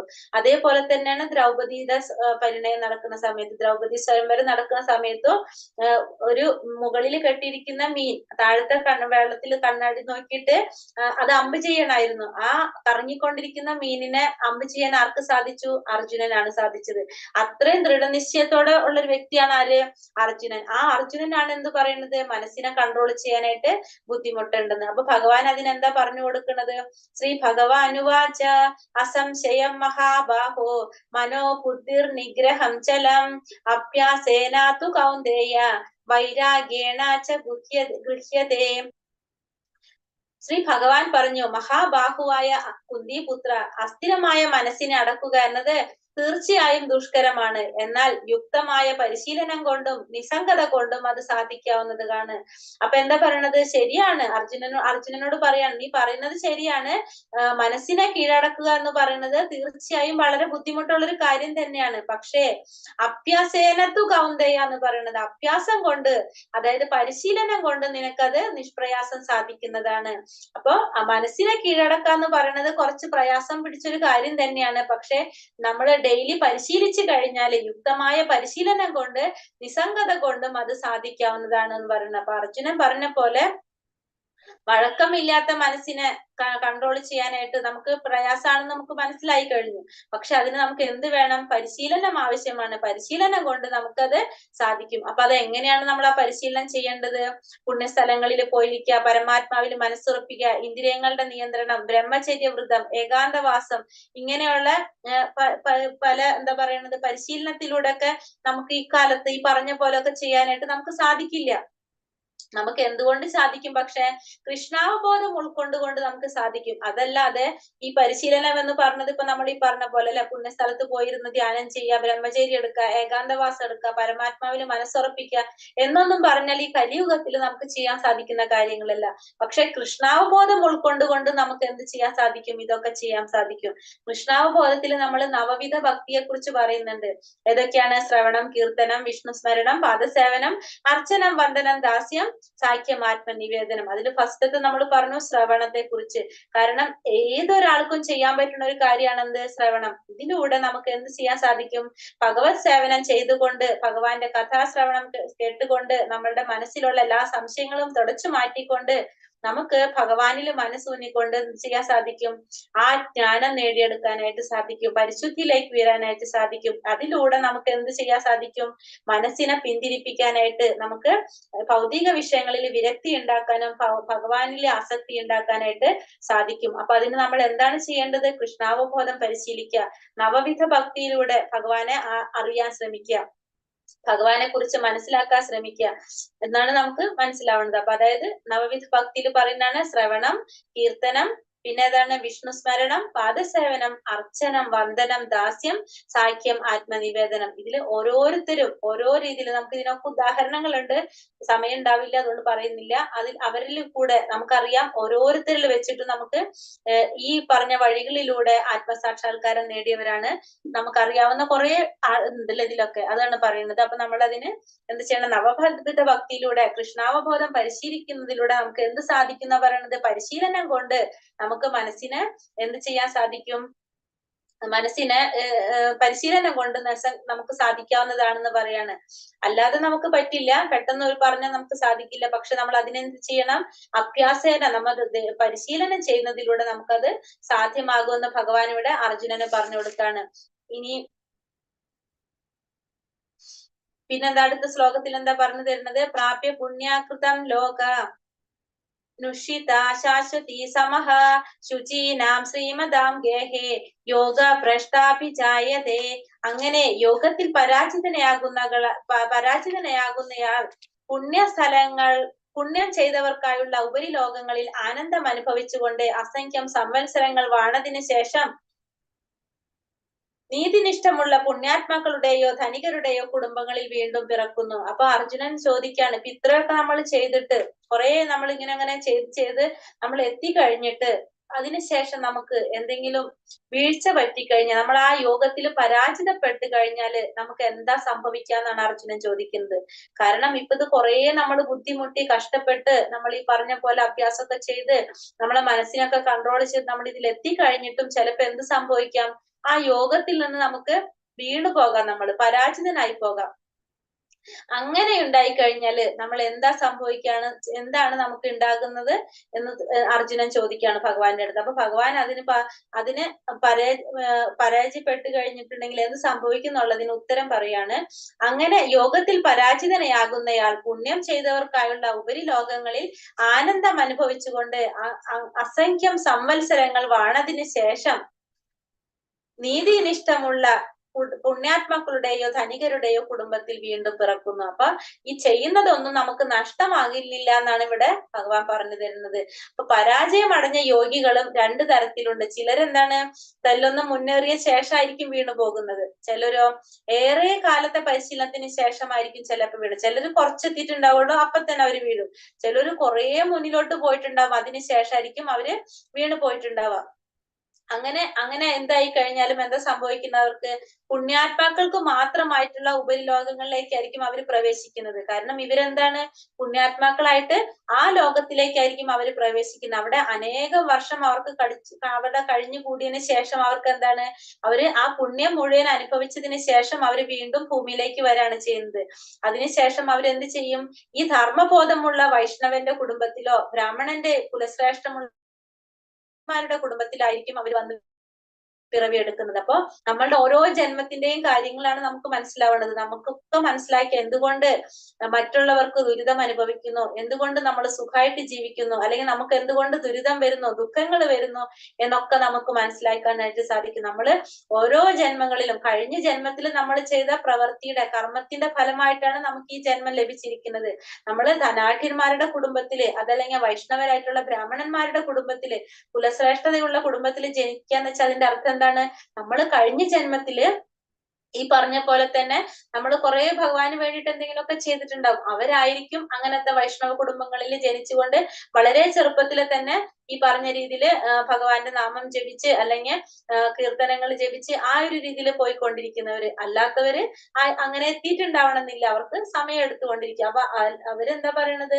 ഈ പരാജയം അടഞ്ഞിട്ടുള്ളവര് അവര് പുണ്യാത്മാക്കൾക്ക് മാത്രമായിട്ടുള്ള ഉപരിലോകങ്ങളിൽ പ്രവേശിക്കും. ആ പുണ്യം അനുഭവിച്ചതിന് ശേഷം അവര് വീണ്ടും എന്താണ്, അവര് വന്ന് ഭൂമിയിൽ പറക്കാണ് ചെയ്യുന്നത്. അവര് പറക്കുമ്പോ അപ്പൊ അവര് എങ്ങനെയുള്ള വീട്ടിലായിരിക്കും അവര് ജനിക്കുന്നത്? വീണ്ടും കൃഷ്ണാവബോധമുള്ള വീട്ടില്, വൈഷ്ണവരുടെ കുടുംബങ്ങളില്, ബ്രാഹ്മണന്റെ അല്ലെങ്കിൽ കുലശ്രേഷ്ഠതയുള്ള കുടുംബങ്ങളില്, ധനാഢ്യന്മാരുടെ കുടുംബങ്ങളിലൊക്കെ ആയിരിക്കും അവര് വന്ന് ജനിക്കുന്നത്. അതിനുശേഷം വീണ്ടും അവർക്ക് അവിടെ എന്ത് ചെയ്യാൻ സാധിക്കാണ്? അവര് വീണ്ടും ആ ധർമ്മബോധം വെച്ചുകൊണ്ട് ശ്രേഷ്ഠതയുള്ള ആ കുടുംബങ്ങളില് ഐശ്വര്യത്തോടെ ജീവിക്കാനുള്ള അവസരം അവർക്ക് ഉണ്ടാവാണ്.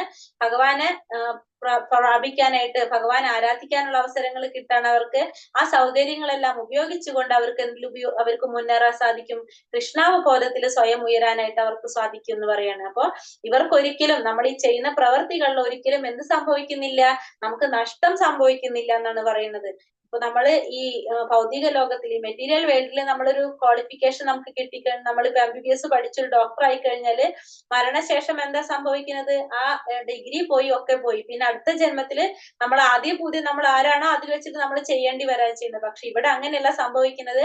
നമ്മൾ എത്ര വരെ ചെയ്താലും അത് പിന്നത്തെ ജന്മം വരുമ്പോ എന്താണ് വരുന്നത്? നമ്മളിപ്പോ പറഞ്ഞു, അവിടെ നിന്ന് നമുക്ക് കണ്ടിന്യൂ ചെയ്ത് പോകാനായിട്ട് നമുക്ക് സാധിക്കാന്ന് പറയുന്നത്. അപ്പൊ അതൊരിക്കലും നമ്മൾ ഈ ചെയ്യുന്ന ഇതൊന്നും നമുക്ക് എന്ത് വരുന്നില്ല, നഷ്ടപ്പെട്ടു പോകുന്നില്ല, തീർന്നു പോകുന്നില്ല എന്നുള്ളത് ഭഗവാൻ ഇവിടെ അർജുനനോട് പറഞ്ഞു കൊടുക്കുകയാണ്. അങ്ങനെ പരാജിതനായാൽ പോലും നമുക്ക് എന്തുണ്ട്? ഭഗവാന്റെ കാരുണ്യം കൊണ്ട് അടുത്ത ജന്മത്തിൽ അത് കണ്ടിന്യൂ ചെയ്യാനുള്ള ഒരു അവസരം നമുക്ക് കിട്ടുന്നുണ്ട്. യോഗിനാമപി സർവേഷാം മദ്ഗതേനാന്തരാത്മന ശ്രദ്ധാവാൻ ഭജതേ യോ മാം സമേ യുക്തതമോ മതഃ. പൂർണ്ണ വിശ്വാസത്തോടെ. ഇനി യോഗികളിൽ ആരാണ് ഏറ്റവും ഉത്കൃഷ്ടനായിട്ടുള്ള യോഗി എന്ന് പറയാണ് ഭഗവാൻ. കാരണം നമുക്കറിയാം ഈ അധ്യായത്തിൽ നമ്മൾ പഠിച്ചുകൊണ്ടിരിക്കുന്നത് മുഴുവൻ എന്തിനെ കുറിച്ചാണ്? യോഗത്തെ കുറിച്ചാണ്, അഷ്ടാംഗ യോഗയെ കുറിച്ചൊക്കെയാണ് പറഞ്ഞുകൊണ്ടിരിക്കുന്നത് അല്ലെ. അപ്പൊ അതില് ആരാണ് യോഗിനാമപി സർവേഷാം മദ്ഗതേനാന്തരാത്മന ശ്രദ്ധാവാൻ ഭജിതേയോമാം സമയയുക്തതമോ മതഃ.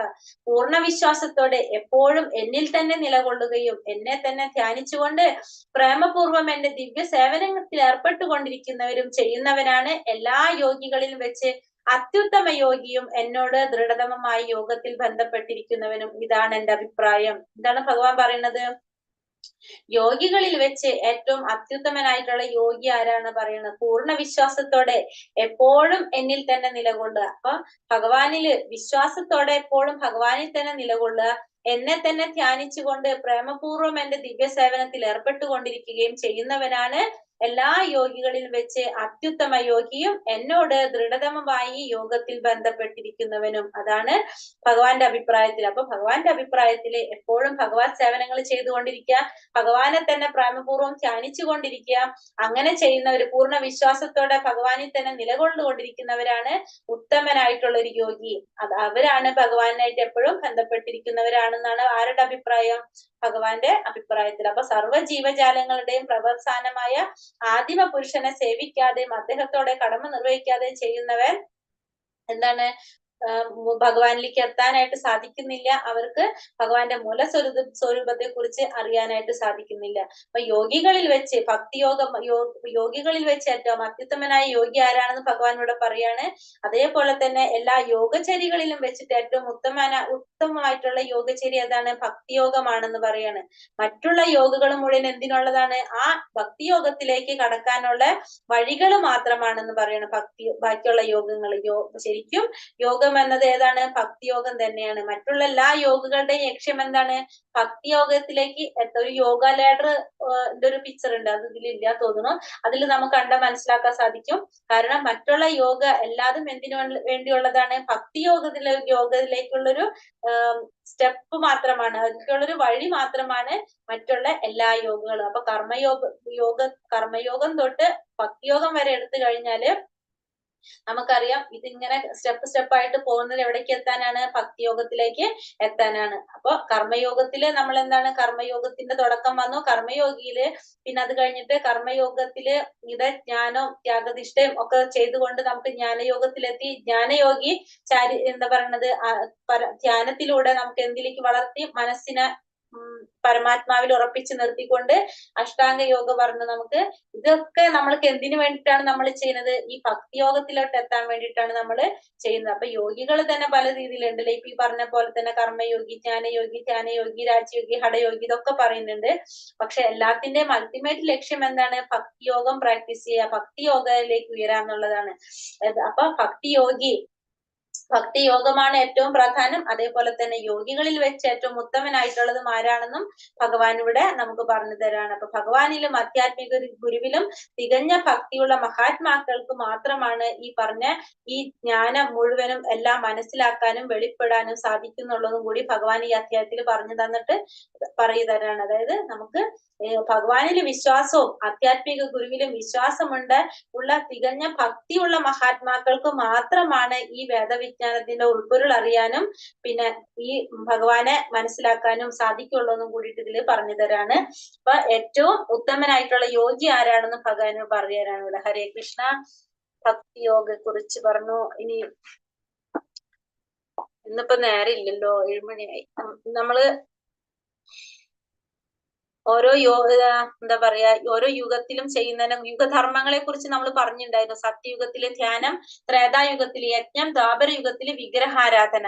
ഇത് നമ്മൾ നേരത്തെ പറഞ്ഞിട്ടുണ്ടായിരുന്നു. കലിയുഗത്തിൽ നമുക്ക് എന്താണ്? നാമസങ്കീർത്തനമാണ് നമുക്ക് പറഞ്ഞിരിക്കുന്ന യജ്ഞം. ഹരേർ നാമ ഹരേർ നാമൈവ കേവലം കലോർ നാസ്തൈവ ഗതിരന്യത എന്നാ പറയുന്നത്. അപ്പൊ ഹരേർ നാമ ഹരേർ നാമൈവ കേവലം കലോർ നാസൈവ ഗതിരന്യത. അപ്പൊ കലിയുഗത്തില് നമുക്ക് ഭഗവാന്റെ നാമം ജപിക്കാതെ വേറൊരു വഴിയില്ലാന്ന് നമ്മളടുത്ത് പറയാണ്. അതായത് അതുകൊണ്ടൊരു ഗുണം പറഞ്ഞു വെച്ചിട്ടുണ്ടെങ്കിൽ നമ്മൾ സ്റ്റെപ്പ് കയറി പോകുന്നതും ലിഫ്റ്റിലൂടെ പോകുന്നതും കമ്പയർ ചെയ്യാണ്. സ്റ്റെപ്പ് കയറി പോകണമെങ്കിൽ നമുക്ക് കുറെ സമയം എടുക്കും, കുറച്ച് ബുദ്ധിമുട്ടുമാണല്ലേ. പക്ഷെ ലിഫ്റ്റിലാണെങ്കിലോ പെട്ടെന്ന് നമ്മൾ എത്തും. അതാണ് നമ്മളെ ഈ ഭക്തി യോഗയുടെ ഗുണം പറയുന്നത്. ഹരേ കൃഷ്ണ മഹാമന്ത്രം ജപിക്കുക. ഇതൊക്കെ നമ്മൾ എന്താണ് പറയുന്നത്? അടിസ്ഥാനമായിട്ടുള്ള ശാസ്ത്രീയ ഗ്രന്ഥങ്ങളിൽ എല്ലാത്തിലും നമുക്ക് എന്ത് പറയുന്നുണ്ട്? ഭഗവാന്റെ നാമം ജപിക്കണം എന്ന് പറയുന്നുണ്ട്. കലിയുഗത്തിൽ 500 വർഷങ്ങൾക്ക് മുമ്പ് ഹരിനാമം പ്രചരിപ്പിക്കാൻ വേണ്ടിയിട്ടാണ് ആരാ അവതരിച്ചെന്ന് പറഞ്ഞു? ചൈതന്യ മഹാപ്രഭു അവതരിച്ചെന്ന് നമ്മൾ പറഞ്ഞു. കലിയുഗത്തിന്റെ കാലഘട്ടത്തിൽ ആളുകൾ ദൈവത്തിന്റെ പരമോന്നത വ്യക്തിത്വത്തിന്റെ വിശുദ്ധ നാമങ്ങൾ ചൊല്ലണം എന്ന് ഭഗവാൻ പറഞ്ഞതാണ് അല്ലെ. കലിയുഗത്തിൽ നമ്മൾ ഭഗവാന്റെ നാമം ചൊല്ലണം എന്നുള്ളതാണ്. കലിയുഗത്തിൽ നമുക്ക് പറഞ്ഞിട്ട് യുഗധർമ്മം നാമജപമാണ്. എല്ലാ വേദസാഹിത്യങ്ങളുടെയും തിരഞ്ഞതിന് ശേഷം ഹരേ കൃഷ്ണ മഹാമന്ത്രോച്ചാരണത്തെക്കാൾ ഈ കാലഘട്ടത്തിൽ മതത്തിന്റെ ഗംഭീരമായ ഒരു രീതി കണ്ടെത്താൻ കഴിയില്ല എന്ന് പറയണം. അപ്പൊ ഹരേ കൃഷ്ണ മഹാമന്ത്രം ചൊല്ലുക എന്നുള്ളതാണ് ഈ കാലഘട്ടത്തിൽ നമുക്ക് പറഞ്ഞിരിക്കുന്ന ഏറ്റവും പ്രധാനപ്പെട്ട ഒരു യജ്ഞം. എന്റെ പ്രിയ രാജാവെ, കലിയുഗത്തിൽ തെറ്റുകൾ നിറഞ്ഞിട്ടുണ്ടെങ്കിലും ഈ പ്രായത്തെ കുറിച്ച് ഒരു നല്ല ഗുണം ഇപ്പോഴും ഉണ്ട്. ഹരേ കൃഷ്ണ മഹാമന്ത്രം ചൊല്ലുന്നതിലൂടെ ഒരാൾക്ക് ഭൗതിക അടിമത്തത്തിൽ നിന്ന് മുക്തമാവുകയും അതീന്ദ്രിയ രാജ്യത്തിലേക്ക് ഉയർത്തപ്പെടുകയും ചെയ്യുമെന്ന് ശ്രീമദ് ഭാഗവതം 12:3-51 പറയുന്നുണ്ട്. വായിച്ചു വിടുന്നുള്ളൂ. യജ്ഞാനം ജപയച്ചോസ്മി, യജ്ഞങ്ങളിൽ തിരുനാമ ജപമാണ് ഭഗവാൻ പറയുന്നുണ്ട്. ഭഗവത്ഗീത 10:25 യജ്ഞങ്ങളിൽ ആരാണ് ഭഗവാൻ?